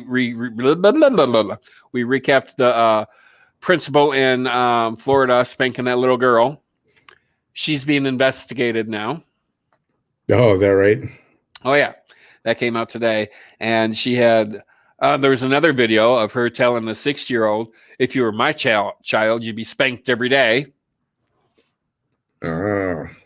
So, I mean, and it's like, just because she scratched the computer screen, I mean, is it really that fucking serious? No. Does the computer work? Probably yes. It's still a usable piece of equipment. She acted like it was her fucking equipment. I mean, I'm not a fan of corporal punishment in schools. I'm not. Especially if it's an accident. It's like, what the hell, man? Oh, Linda says I placed Charles in his place finally. I'm behind on my comments. Now that you're here, you can do them. All right, let's see. Oscar, what's up? Joe. How's it going, Joe? Pocket and jeans was designed originally for pocket watches. Yeah, we were talking about that little 5th pocket in your jeans, the one that you can't have a hard time getting a quarter in. Yeah. The one you're supposed to put loose change in there or whatever they say. Yeah, you can barely fit a fucking finger in there. Nadia, hey, hello, and good night. Hey, man, wait. Can you see better than Bam? Can I see better than Bam? Yeah, I mean, because I need glasses, new glasses, really bad, because I can hardly read all these little print. Oh yeah. So everybody was typing. A lot of people were typing in caps for me tonight. I take these off when I get online because I don't like that glare. You see the white light? You can see the reflection, right, of the lamps. That's why I take it off. Egyptian cotton sheets. Is that what we're talking about? Oh yeah, we were talking about them too. Were you giving your fashion tips again? Well, you know, I was telling the story about my sheets that I paid $800 for, and my husband's $800. Yeah, and my husband's little niece took a Sharpie to them. Yeah, and I said that I had. Where is he buried? I had to leave the house because I was so pissed. I was afraid I'd start beating that kid and not quit. So I said, "Where's she buried?" That's terrible. Band place, Charles in place. Finally, Charlie Atkinson. Yeah. Oh, did he start up with you? What did he say? What did he do? Well, he was yelling at Massimo over something, and I'm like, you know, whatever, dude. Just leave your comments to yourself, and we'll just move on. Or I can't remember what I said, but I don't think I was too rude, but I could have been a lot more rude. Yeah, sorry, man, but you want to go yell at somebody, go do it on your own show. Don't do it here. I think that's pretty much what I said. Linda congratulated Mr. Roy. Okay. Hey, Lynn. Thanks for hanging out with Bam. You guys take care of Bam? They took care of me. They treated me good. The juror will be punished for perjury or what? I don't know if they get him for perjury but they can get it for some kind of what do they call that? Well, they're going in for jury tampering. Yeah, right. Because if you guys have ever been vetted for a jury, they always ask you, do you know so-and-so? Do you know so-and-so? Do you know them? Any affiliation with them? Do you feel a certain way? How do you feel about the death penalty? And if you answered false to any of those, yeah, that's going to come back and bite you in the ass. And this is good for the cop who's on trial. And so that he might have messed up big time. Or then perhaps you need bifocal glasses. You don't got bifocals? Yes, I do. Always have. He's stronger. Or you can do what I can, or do what I do. And the one time that I was picked for, I wasn't picked. I was in jury selection, and I'm sitting there in the little box. They were asking me questions, and it was for a murder trial. And all I remember about it is the guy's name was Mr. Nicely, that was on trial for murder. And the lawyers are asking me questions, and they said, well, have you heard anything about this trial in the news? I'm like, no. And they go, well, do you think you can be partial and enter a fair verdict? I'm like, no, dude looks guilty. I'm voting guilty right now. And they said, we'd like to excuse this juror. So if you don't want to waste your time with it, just tell them, motherfucker, you're voting guilty. Yeah, they want you to be impartial. That's the word. Yeah. View everyone equally. Don't make any prejudgments or anything like that. Yeah, those bifocals without the line, they're called progressive. They kind of blend into. I do have bifocals because I do have an issue seeing from my hand to my eyes. But without glasses, I see just fine, plain as day. But it's just my hand to my eyes. I can't see shit, and it gets worse as you get older. Charles got on my damn nerves. I hate drama that doesn't involve you. Sorry if I overstepped. Did she overstep? No, Betty was flawless. Betty was a perfect lady. That's awesome. I know she would be. Betty, you don't gotta apologize. Stuff happens on here. You know that. Ben was very composed. Proud of you, sir. Minimum F-bombs. I miss those. I'll light a fire under my ass tomorrow night, Linda. You'll get more F-bombs. So tonight you're not dropping F-bombs. I didn't do too many. I don't think I said motherfucker too many times either. Hey, Hilda. Hilda, you're back. I thought you were going to bed. Oh, shame on you.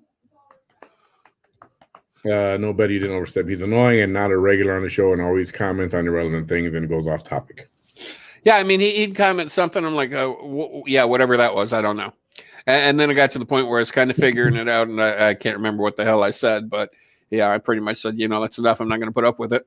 So I got some good news. Oh, we got good news. We got good news. No news is good news with Gary Gnews. Oh, my God. I remember that. If you guys remember that, you're old.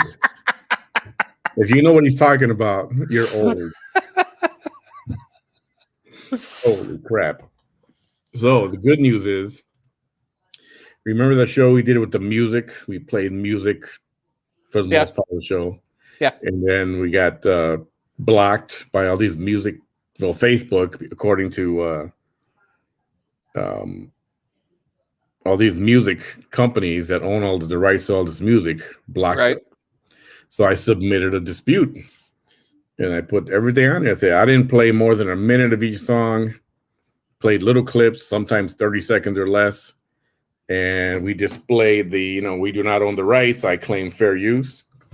Well, I got all the responses today, and we won. Oh, They accepted our dispute. So that show should be back on there. Oh, yay. Yeah, that's UMG Music. There's a couple of them. There's another one on here. I think I lost that email.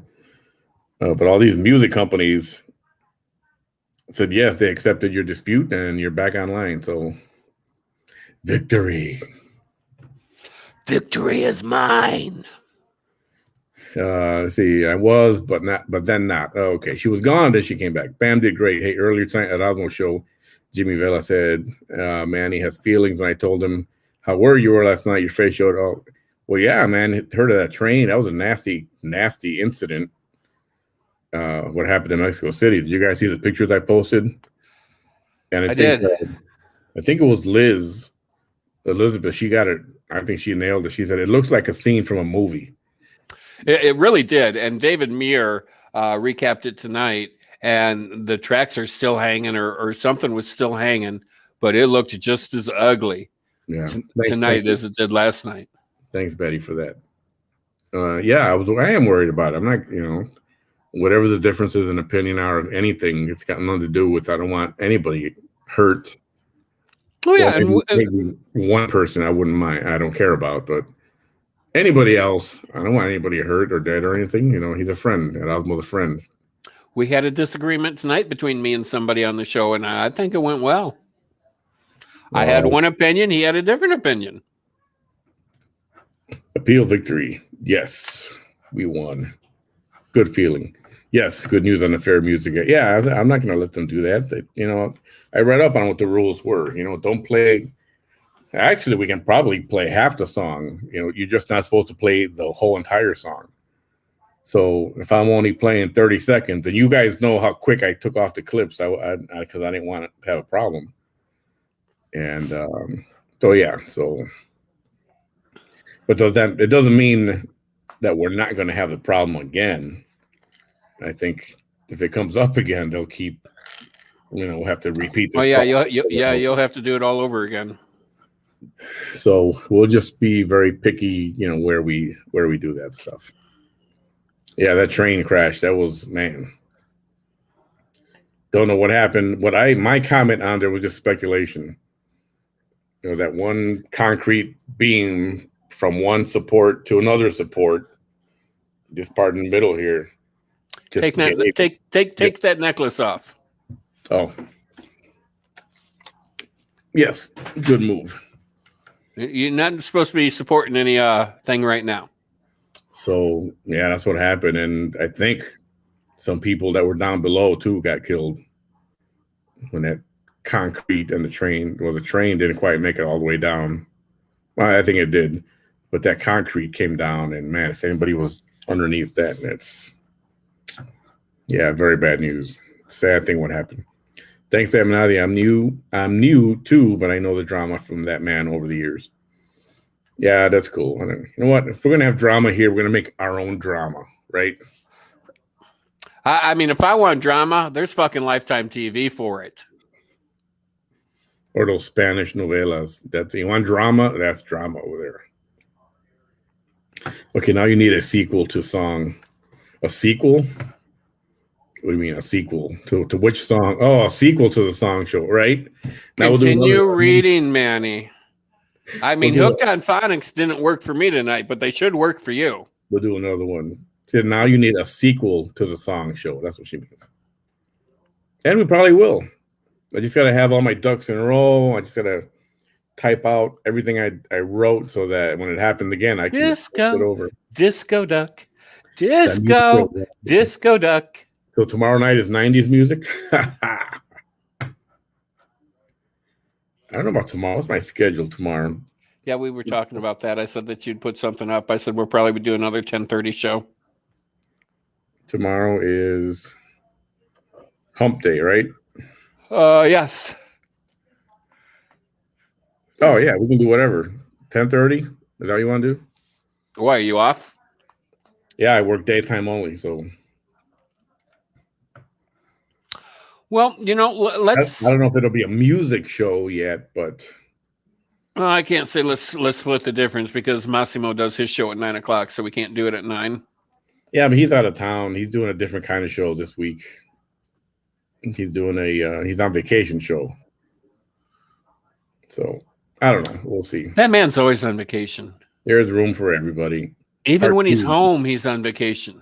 Lifetime. I love that channel. There was a time when I actually could watch some of that stuff on Lifetime, and now it's just too cheesy. It's too.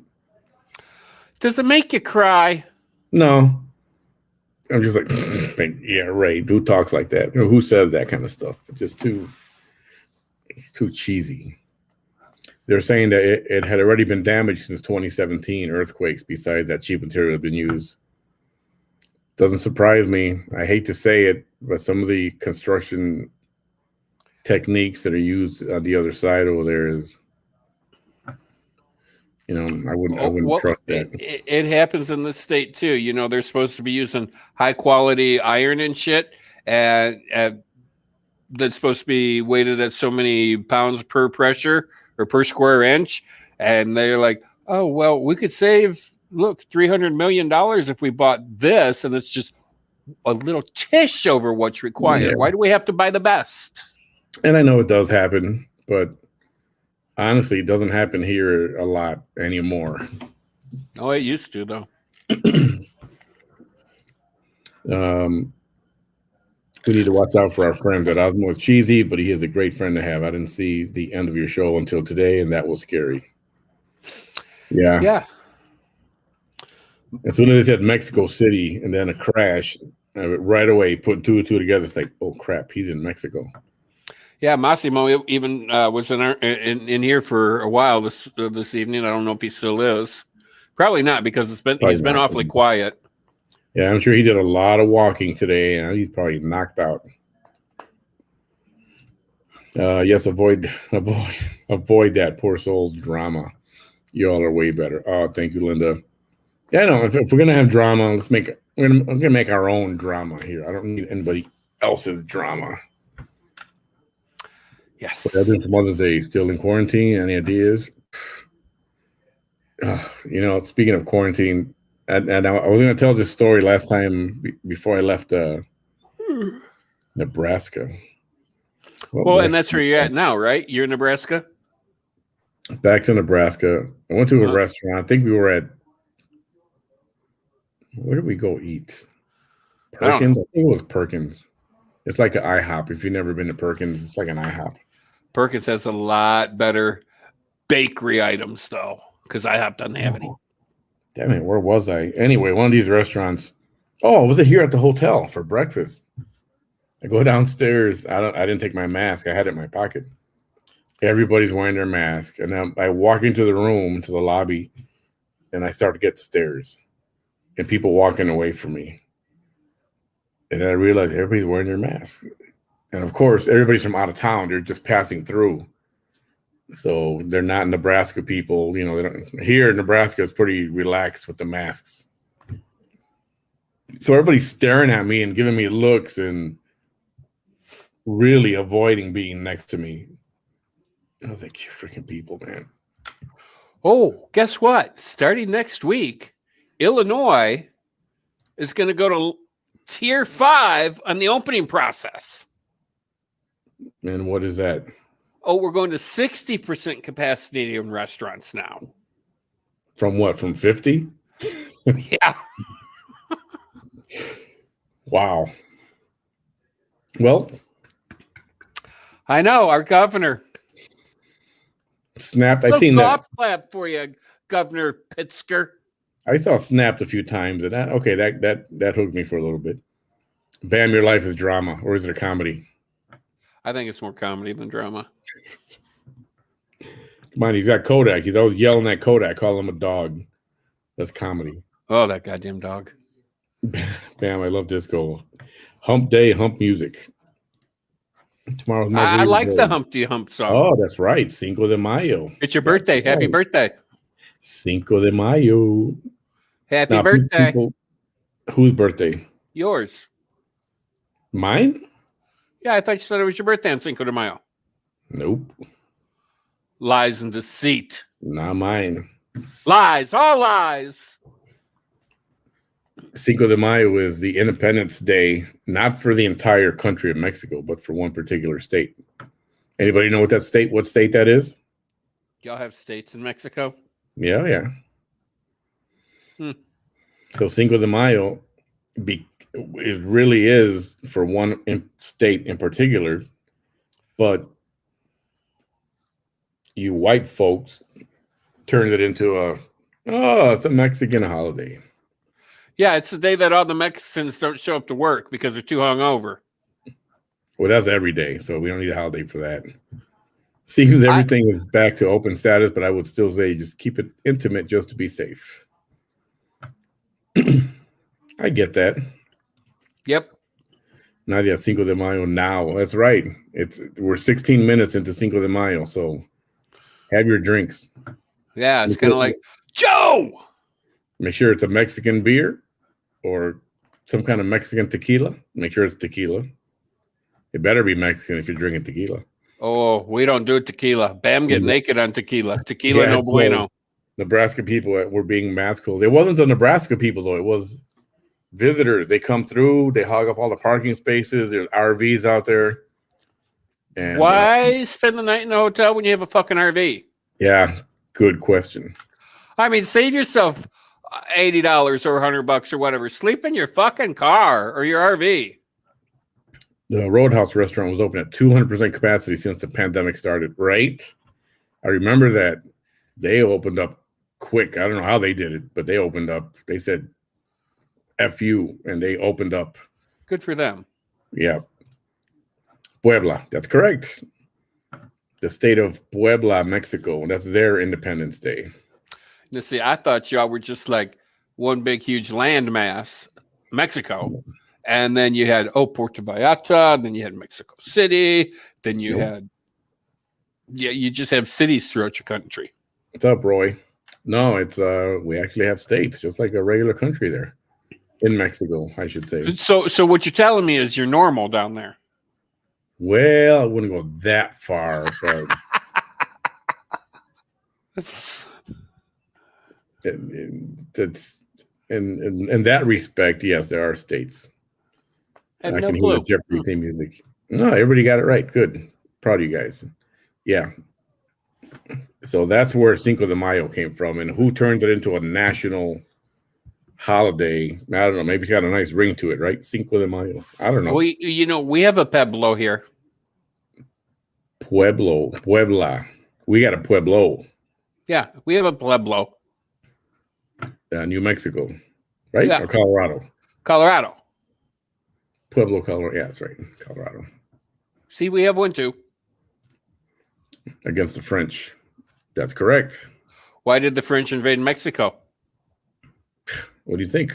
Did they try to make you French? Power grab, trying to take the territory. All these skirmishes were about land. Party like it's your birthday. State of tequila.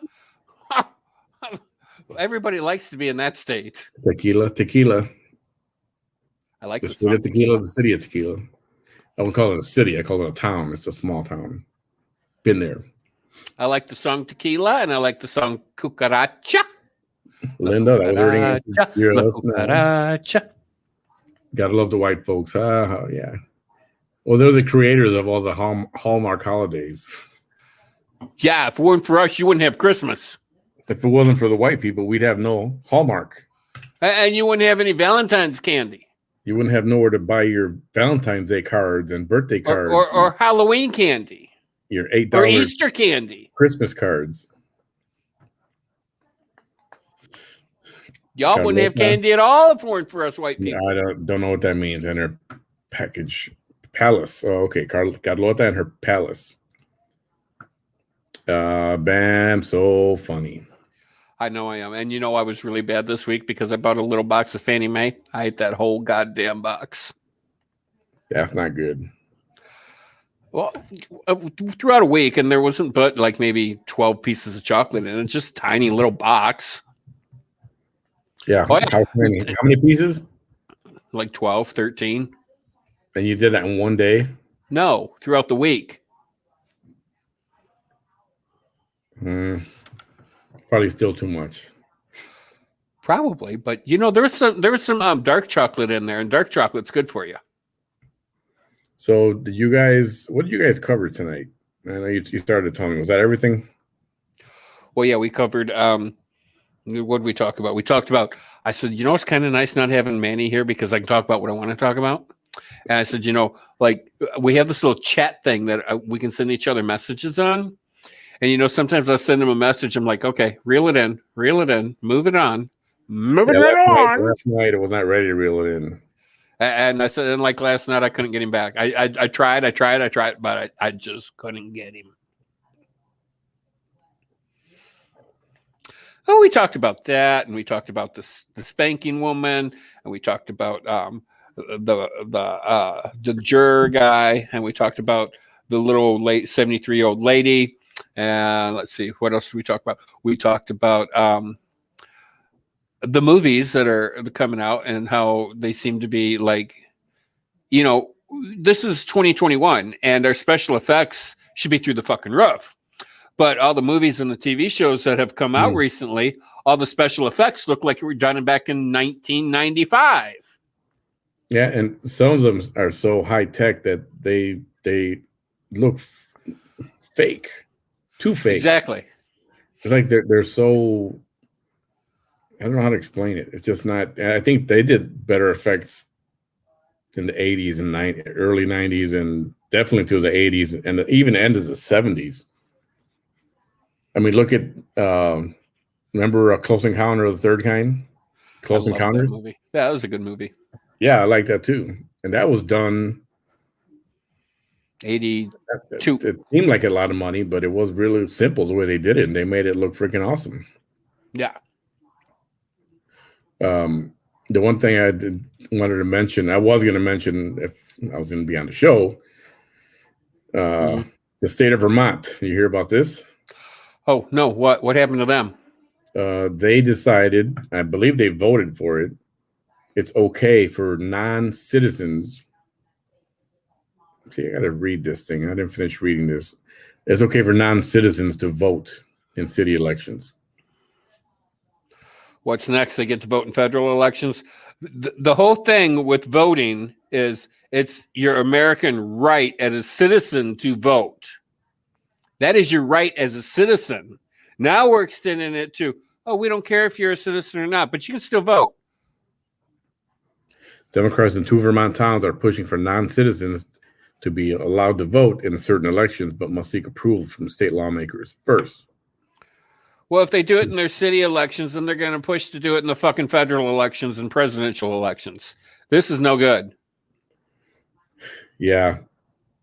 In case you don't know, Vermont, or the town of Ben & Jerry's, right? That's Vermont. Ben & Jerry's ice cream. Extremely liberal. Extremely. Like, to a fault. Carlota and Maximilian emperors in Spain. I wish I knew that. Festivus for the rest of us. Friendsgiving. Galantines. Festivus for the rest of us. You guys remember that from Seinfeld? Festivus? Yeah. Corporal punishment? Yeah, we talked about that. Chick, that's right. Yeah. Yeah, I still got opinions on that. Oh, yeah, we talked about yo-yo. Yeah, he called me yo-yo. Corporal punishment, elderly abuse, children due trial motion. Okay, good. Got that, all that covered.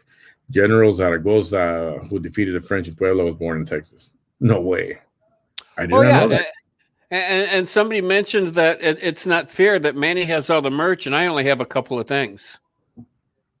I don't know. I can't remember who it was that said that.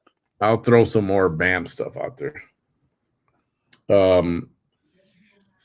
Speaking of special effects, has anyone seen The Irishman? I have. It's on Netflix, right? The Irishman. I believe it's Netflix. Yeah. If not, I can't remember if I've seen it on Netflix or on Amazon. But that's got God, what the fuck is his name? I just had it. Yes, thank you. And Joe the movie it's like a 2.5, almost 3 hour fucking movie. 3.5 hour movie, 3.5 hours. Oh God, yeah. But it's really educational. It's touted as the first movie not to use makeup on their actors to age them, but using CGI, computer graphical interface. So when you look at Robert De Niro, I think he looked a little weird, but they made him look younger. Yeah. He looked a little weird. He looked like these video games like Grand Theft Auto and all that, the way those faces look. I mean, they're making those characters look kind of realistic, humanish.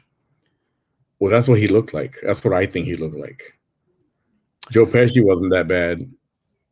Yeah, and if you haven't seen the movie and you want to learn a lot about Jimmy Hoffa, watch the movie. Watch The Irishman, and then watch there's a documentary on YouTube about the real guy, that real the person that the Robert De Niro character is based off of. He says he's the one who took out Jimmy Hoffa, and he explained what he did to him. So we know, we really, according to them, this is what happened to Jimmy Hoffa. And if you don't know who Jimmy Hoffa is, do some reading. He was a labor leader and connected with the mob. And mob wanted him to do something. He didn't want to do it. And all of a sudden, he disappeared. So, Len, you just brought up a good point, the cancel culture. Did maybe you have, maybe you didn't notice, but the Derby was just at Churchill Downs in Louisville. And they always play this one song. Every freaking year they have it. And the cancel culture says, well, we don't want you to play it anymore. And Churchill Downs said, fuck you. We're going to play it. And they did. What song is it? I have no idea. I can't even remember. I could Google it real quick. I can look it up here.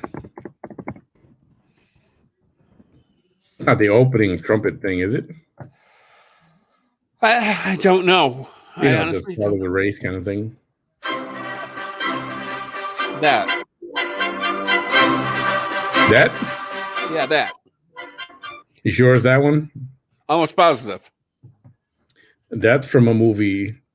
No, it can't be. My Fair Lady. There's my thing. Well, you can look that one up. Blah, blah, blah, blah. No, I don't know if it's that or not. Anyway, you can look it up if you like. I'll keep reading here. Can we discuss your earlier post about Snow White? Cancel culture. Seriously? Yeah, stop killing our daydreaming and imagination. The cancel culture will only exist if we let them exist. You guys understand that? The minute you fight back and don't even let it affect you, that's the only way that they're going to die.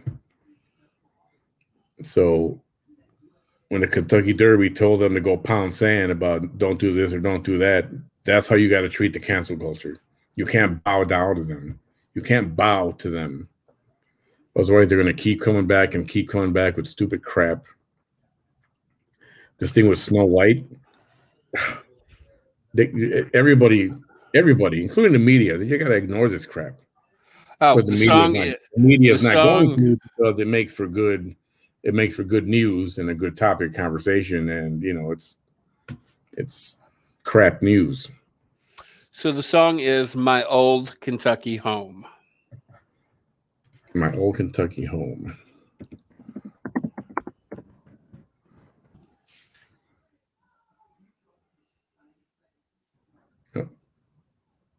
Oh, here it is.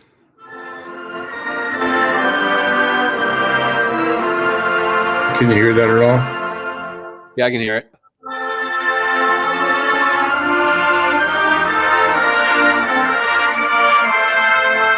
Yeah, I've heard that, yes. Seems like a nice song. Why don't they want it? What are they saying? It's racist?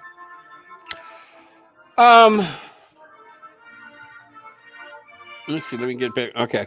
Despite pushback from the left, the state song "Kentucky" will be played before tomorrow's Kentucky Derby at Churchill Downs. "My Old Kentucky Home," written by Stephen Foster, is reported to have been first played at the race in 1921 and has been played at Churchill Downs every year since. Good night, Betty. The song has become under fire as of late, according to Newsweek. While some people consider the song to be a powerful condemnation of slavery, others have a problem with its original title and lyrics and the consist in which it has been performed, including at ministerial shows. So they just want to forever tie this to racism and be, I don't know. Yeah. But, you know, good for them. Finally, somebody has woke the fuck up and told the cancel culture to fuck off. It's about goddamn time. Yeah, they never found him. I don't think they will find him. Watch the movie so you can judge for yourself. But I'm pretty sure they, he will. There's nothing to find, if you know what I mean. Hoffa was a labor leader of his time. Yes, he was. He was a hard ass, too. Um, Jimmy Hoffa was played by Al Pacino in The Irishman. You guys should check out The Irishman. It's actually a good flick. It is a really good movie. Baby's Cold Outside, I believe, was canceled. They tried to cancel that. I don't think they actually canceled it. We still have the Kentucky song playing. Yeah, I know. Okay. I love mafia movies, guys. I got to watch that documentary, man. I especially love VH1's reality show called Mob Wives. I hated that thing. It was so freaking annoying. Sorry. Not a fan of that. That was annoying. Jimmy Gravano, yeah, and Karen Gravano. I know. I was not a fan of that. But how do we fight that in Anaheim if we're in the valley? Anaheim, California. How do we fight what? The cancel culture? You just stand up to them and tell them to fuck off. Overall, people, especially in California, that's where the cancel culture is extremely liberal. They're probably out in California, the majority. California, Oregon, New York. And you got to realize, too, the cancel culture are the ones that's canceling Aunt Jemima from Aunt Jemima. They took her picture of her product. Why? Because she's black.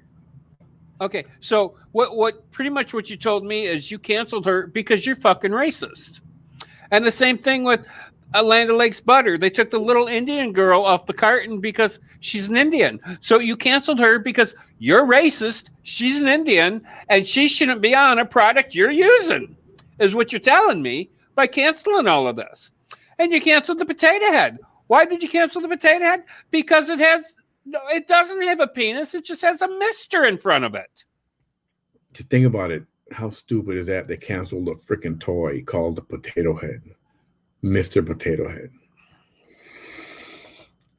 You know, you think back at these things, they're like, are you freaking stupid or something?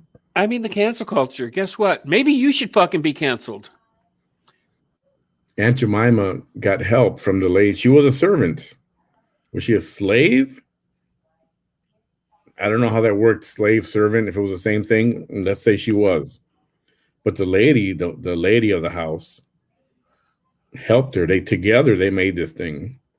And they gave the maid, say, this is yours to put, you will put your name on it. There's a movie called, I know I keep bringing this up.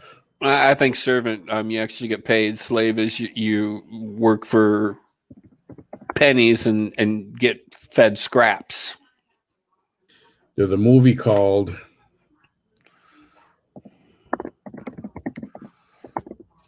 you guys are gonna have homework for the week, all right? Oh, we got homework. Look out. You're gonna have homework. Instructor Manny here.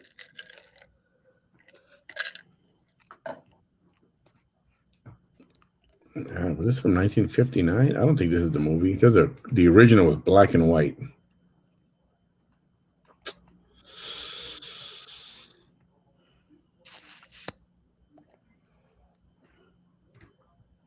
The movie's called Imitation of Life. Delilah Johnson and her daughter Piola come to live with B. Pullman and her daughter Jessie as board. Blah blah blah. The film continues to visualize and thematic Aunt Jemima connotation for Delilah. That's the movie. It's from 1934, An Imitation of Life. Try to find that and watch it. That's that story of Aunt Jemima and how that all got started. And those of you that, if you watch any Tyler Perry movies, there's one, I think it's the one Medea goes to jail, where this little prissy little Karen is running around in a red Pontiac Sosta or Pontiac Firebird or Fiero or whatever. And she takes Medea's parking spot. Well, anyways, Medea picks up the car with the forklift, dumps it over, and she picks up her phone and she says, honey, this Jemima, well, what she actually says is, Jemima the Hunt just wrecked my car, but they bleeped it out, covered up, and didn't say it on national television because it's racist.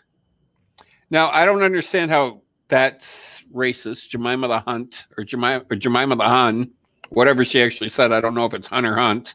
But why all of a sudden is the word Jemima racist? Because the fucking cancel culture made it racist. So Attila the Hun was yeah, he was with like Genghis Khan era. Central Europe yeah. leader, yeah, back in the 400s, 500s, or something like that. Attila the Hun. So, but that in itself, the name is not racist. But obviously, Jemima name is racist due to, well, because the cancel culture says it is. So dumb. Correction, Sammy Gravano, Sammy the Bull. Yes, I knew that. And yeah, Pepe Le Pew, they canceled a freaking skunk. A cartoon skunk. A skunk. A cartoon skunk. And they tried to cancel Little Speedy Gonzalez.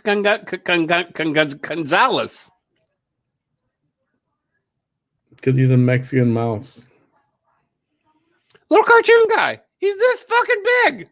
Again, people that are not Mexican or not skunks or not black, all of a sudden taking over and saying, no, that's racist. Well, they're saying it's racist because they're making it racist. And who's fucking racist? I'm sorry. The cancel culture's fucking racist, in my opinion. Cancel culture is whoever that culture is. Whoever it is, you know, didn't they even came after, they went after, remember, what's that singer, that actor, the singer? Oh my goodness, I'm going to forget her name now. And anyway, it was a singer. She's always covered up. She doesn't show off and wear tight clothes and stuff like that. But one day she was in a bathing suit or a bikini or something. And man, they went after her. I know who you're talking about, Billie Eilish, the bitch I don't like. Billie Eilish. I don't she like can her. Sing. I'm not a great fan of hers. Got to give her props so she can sing. And they went after her for wearing this bathing suit or a bikini or something. And they went shamed after her, and the feminists went after her. And I was like, you know what? I hope she tells them to F off. Fuck off. So freaking dumb. Fuck off. Fuck off. Fuck off. Oh yeah, Bill Gates getting divorced. Yeah, and no prenup. No prenup. Fucking sucker. I don't know. You know, I don't know that I would do if it's like long time love, long time acquaintance, and I don't know that I would do a prenup. It is what it is. They have a separation contract. If she was there, if she was there or he was there when you made your billions and kind of made it together, all right, maybe you separate, you take half. As fair as fair. Well, he was a billionaire before they married, though. Billions and billions. Well, how much freaking money do you need? Seriously. Well, and you know, the little bit that he kept, I think, 127, 193, whatever the hell it is.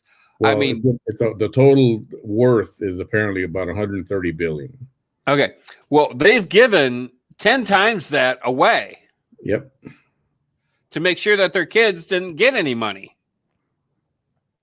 So are we sad for them? Nope. I'm not. I mean, fuck. Just give me 100,000. I'd be happy. People put them on a pedestal, but you know what? They're just people, just like everybody else. I love Tyler Perry movies. Yo, Ozzy, how are you, my friend? Wait, Animal from the Muppets is next because he's always yelling, "Woman."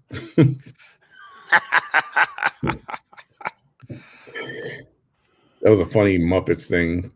You ever seen it? Remember that little skit? Phenomena. Yeah. So funny. It's one of the funniest things I've ever seen, ever, of anything. I always liked Fraggle Rock.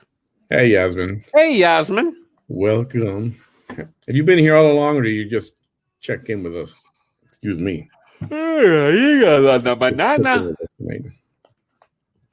See, now I got to find it. Is that copyrighted too? Probably. I'll be back. Oh, Carl. Oh, I think this is it. I think I found it. Yeah, so this the cancel culture, the way to cancel the culture, the way to cancel the cancel culture is to ignore them. That's what you got to do. And the same thing goes locally. I mean, when they came to Brownsville to remove that stupid rock, I wouldn't say it's a stupid rock, but it was a rock, a boulder. All right. Historical significance. Yeah. Did it tell a story? It was part of history. And you got people coming in from out of town saying that they were offended by it and that everybody else should be offended by it. Not people that live here. This was busloads from out of town. And what happened? I hate this, but the mayor, the administration, they bowed down and they removed the rock in the middle of the night. Secretly, not secretly, because I mean, everybody knew what was going on. You got equipment and lights and just make a whole production out of it. That shouldn't have been allowed to happen. And all the statues that came down, somebody should have said, get the hell out of here. Go away. And ignored them and protect those statues and monuments. Part of history. They want history erased. That's not a good idea. I just checked in my insomnia gets the best of me. Oh, that's cool. What? I'm gonna call Leslie. All right, will you fucking call Leslie? I guess the Flintstones cartoons could get canceled. Oh, Yeah, why? Because the cavemen beat their women over the head them with a bats, club.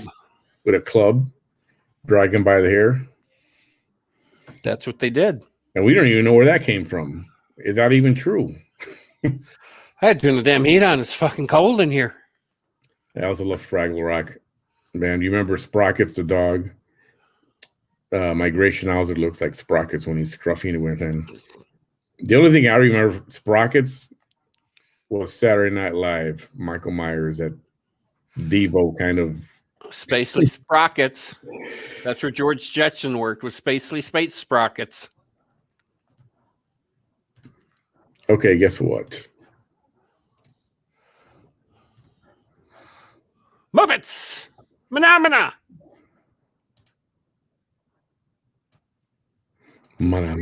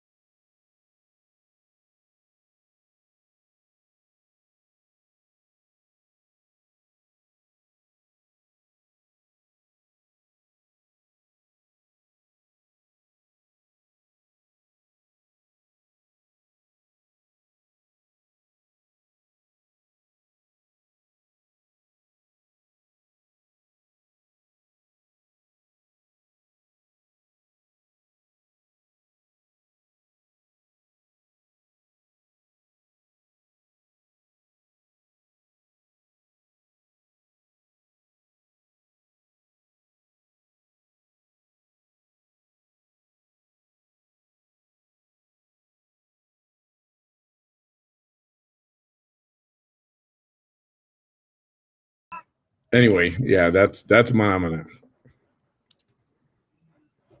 Phenomena. So I know it's childish. It's funny. Kind of was funny a little bit. Most history has a dark side, but to remove it is just wrong because it won't make it vanish. It won't make it vanish. And it's true what they say. You know, those who forget about history are bound to repeat it. And we don't need a lot of history to be repeated. But it's what happens when civilizations are being created and built. back then, 300 years ago, 200 years ago, 100 years ago, it was when slaves came over, people brought slaves. It was perfectly a normal thing. Oh, yeah, I got some slaves. You want to buy some? Yeah, I'll take 3 of them. But that's life was being created, and nobody knew anything. Nobody knew better. And thank God, as a civilization, you evolve. Things evolve. People evolve. And yes, eventually, slavery ain't right. Of course, it's not right. But things change, and things happen for a reason. And that's how nations get built. And there's power struggles, and there are wars over land and territory. And yeah, the Egyptians had slaves. The South had slaves. Who else had slaves? Had slaves. Blacks had other blacks as slaves. Yeah, Camellia Harris's family owned slaves, and they're Jamaican and Indian. Well, it was her father, so they were Jamaican. And obviously, it was not right. Slavery is not right. We know that now more than ever. We know that's not right. Somebody once asked a question. When do you think of all of history, from now till go back 2021 years, when is the best time to be living life? What year, what era in life was the best time to be alive and living right now? And you know what? It's right now. And 50 years ago, before we got to 51 years, it was 50 years ago. You can't tell me that this culture, this life. I think I like the 80s. Can I go back to the 80s and keep my what I know now? You go back then. But I want my body back then too, because I had a hot little body back then. Bam, did Kodak say he was calling the cops on you? Nope. I want to hear Kodak curse. That's what I want to hear. I also like the Swedish Chef band, man. Swedish Chef. Oh, that Swedish Chef. He was a piece of work. I don't know what that is. Him and his fucking chickens. He had the chickens. Is this on the Muppets? Yep. I think I know who you're talking about.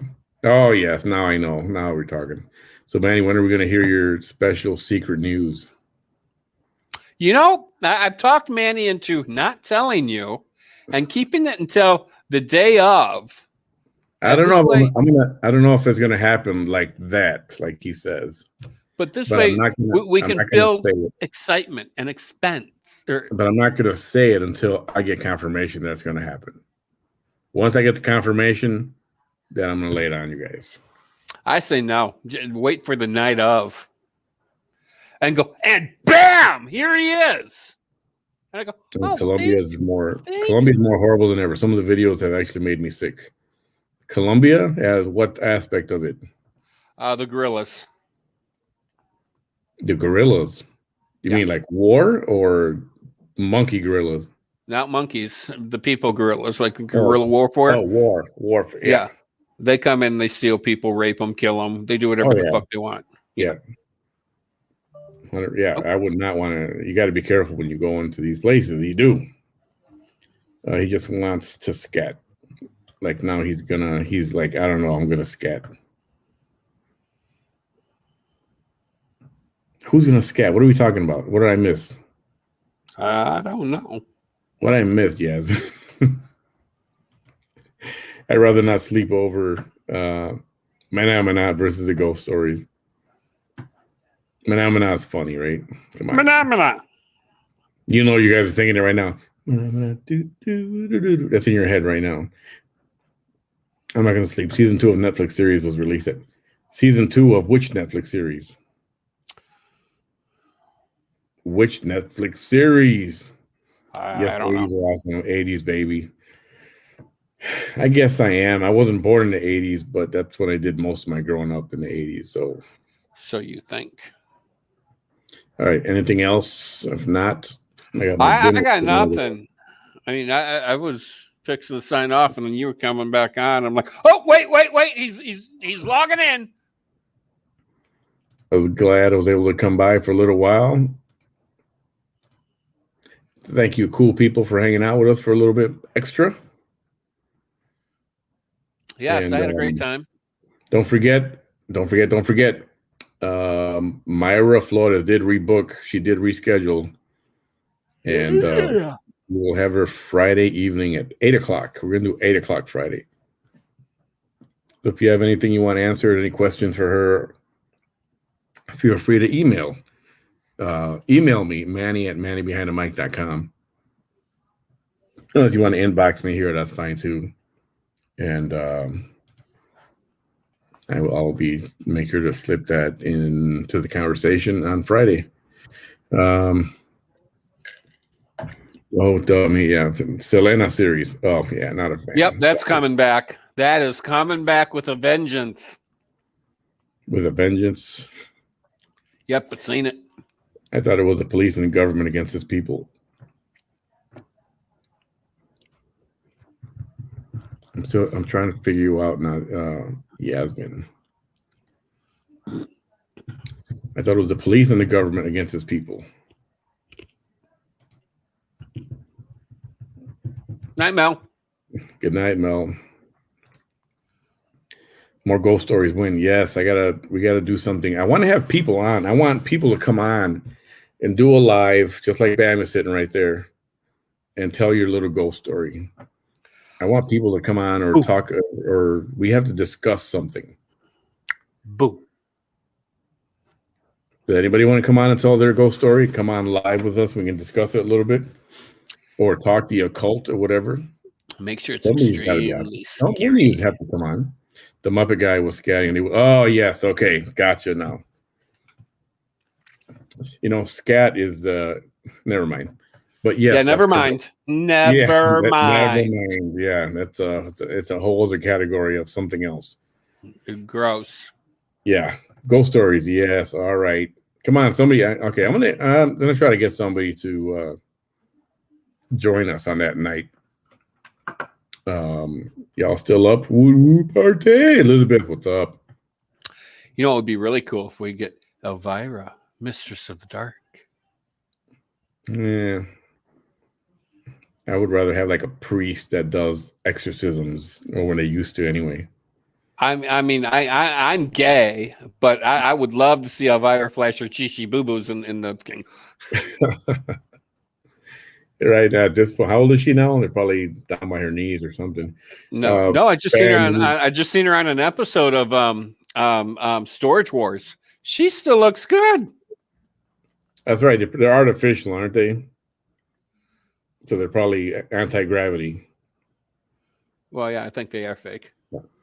Bam needs to see a movie called Run with Sarah Paulson. It's on Prime. Okay. The Columbia government. Yes, that's correct. Sorry. Yeah, I've been a little behind over here. Colombia's, they're vicious mothers. Puerto Rico's having a bunch of protests now. I just caught a little bit of that. I'm going to look into that tomorrow. The Netflix series Haunted. It's all right. I haven't seen that one yet. I'm in a witness protection program, but I will share. I got one. You got one? You gonna tell us you're gonna come on live with us when we do this? I'll try to figure out when we're gonna do it this week. Yes, a priest to tell real stories. I know the problem is getting a priest to actually want to talk about it. Then you have to make a donation to their cause. Yeah. Don't be shy, guys. If you want to come on live, just to talk about your story. I'd love to have a few people tell stories. Elvira's a hubba hubba. Y'all know I love redheads. She wasn't a redhead. She was a brunette, right? Jet black hair. It was a wig. She's actually a blonde in real life. But the character Elvira was jet black. Yes, hair. She was a brunette. How about interview cemetery staff? Contrary to popular belief, not a lot of that stuff happens at cemeteries. Yeah, it all happens in the morgue. Motherfuckers will sit straight up right off that fucking table. No, bare ass naked. They just go whoop. Sheet go flying. It happens where people lived. That's why it happens in homes and at work and locations like that. Once they get to the cemetery, they're dead already, unless they work there. So spirits always return to where they lived, where they felt comfortable.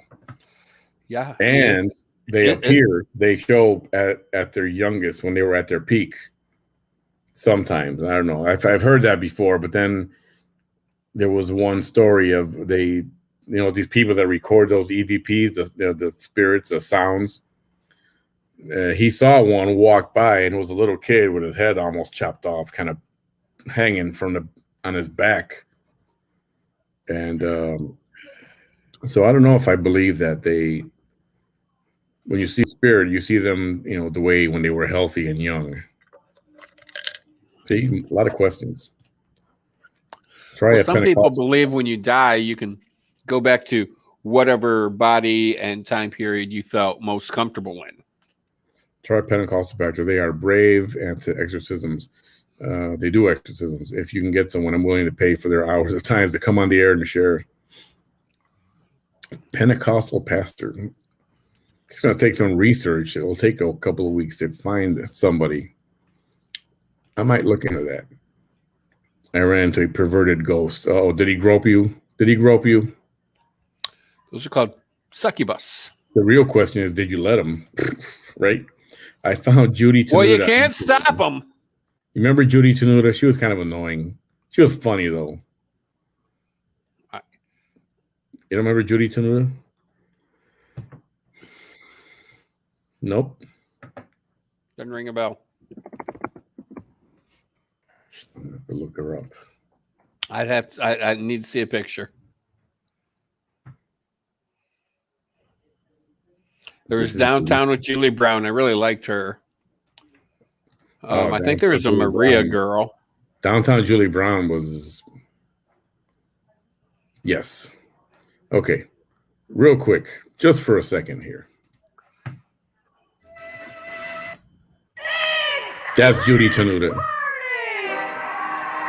Oh, yeah, I remember her. You know you're begging for a few. Wow, she looks like Madonna. Well, it was the 80s. Enough of that. I can't. Yeah, that's how. It was the 80s. I saw this guard being scared by a little boy inside the building. No. There's more people vandalizing rituals to do rituals on people's graves or digging them up for ritual supplies like bones and hair. Yeah, that's bad right there. It should be an extra special crime to vandalize cemeteries. Bam, how do you stop those ghosts trying to abuse you? What are they called again? Succubus. A succubus or an incubus? It's a succubus. Right? I'm not sure what an incubus is. I'm probably saying it wrong. Look up incubus. Incubus, a male demon believed to have sexual intercourse with sleeping women. So for the ladies, it's generally speaking an incubus. Okay, so the succubus must be a female. Succubus. A succubus is understood as a Lilin demon in female form, or a supernatural entity that appears in dreams to seduce men, usually through sexual activity. So it's not necessarily like an incubus. It's according to the religious traditions, repeated sexual activity when a succubus can cause poor physical or mental health, even death. Well, there you go. I don't know. She was funny sometimes. I didn't like her a whole lot. There you go. That's what they are, demons. They are demons. They're not a spirit necessarily. Bam. How do you tell if it's a real ghost versus a dream? Well, I don't know, because in dreams, you could put yourself in such a deep sleep that you have no control over your body. But I mean, I always felt extreme pressure and tingling to the point where it felt like, it felt like You know how your hand or your foot falls asleep? But picture that like a million times more intense. You know how if your hand's asleep and you hit it on something, how it gets, just Oh intensified. yeah. It's like that, but even a little bit more intense than that. And it's like you can't breathe and you can't move. It's really hard to describe. It's like trying to describe a heart attack and a panic attack. Unless if you experience it, you really can't describe it. And even when you do experience it, it's so hard to describe. Wow. Yeah. Again, this is a topic for a whole other program. I had a paranormal relationship with a ghost. It didn't last long. After it was over, I never saw her again. In fact, I never saw her to start with. Oh, that was funny, Richard. Well, at least it didn't cost you much as far as, like trips and dinners and jewelry, So there's a bright side to it. It's a cheap date. Extremely cheap. So, no, I mean, it's time for me to crawl to the chair. I've heard that people try to fight it while it's happening, but a lot of times they can't get up. They're like locked down to the bed. Yeah, I mean, So, your mind is aware of what's going on, but you can't talk. Breathing is difficult, but and you can't move. But your mind is like, I got to move, I got to breathe, I got to get away, and you can't move, pick up an arm, you can't pick up a leg, you can't pick up anything. yeah. So this Battle of the Music Corporation was against UMG and Warner Chappell Music USA. I'm impressed with myself. We won. We beat Warner Music. Well, my peeps, I've got to go Right. to the chair because I'm losing it over here. I'm falling asleep. The old man's got to go to bed. Well, I am older than you. Yeah, and I do got to work in the morning anyway. So, yeah, sad but true. So I can take this banner off of here. Everyone have a good night. Thanks for hanging out with us. Yep. Once again, one planet, one people. Hasta luego. Okay, if you protect yourself, does it feel enjoyable or does it feel like traumatic rape? It doesn't feel like a traumatic rape because it's not painful, but it's not enjoyable either. It's unpleasant. This is a fascinating topic. Of all the stories I've heard, they called it. They went short of calling it rape. Yet they didn't feel traumatized, but it was forced upon them. Yeah, and then there's that question. Well, did he ejaculate? Well, I'm not sure. I think so. Yeah. Like I said, another night.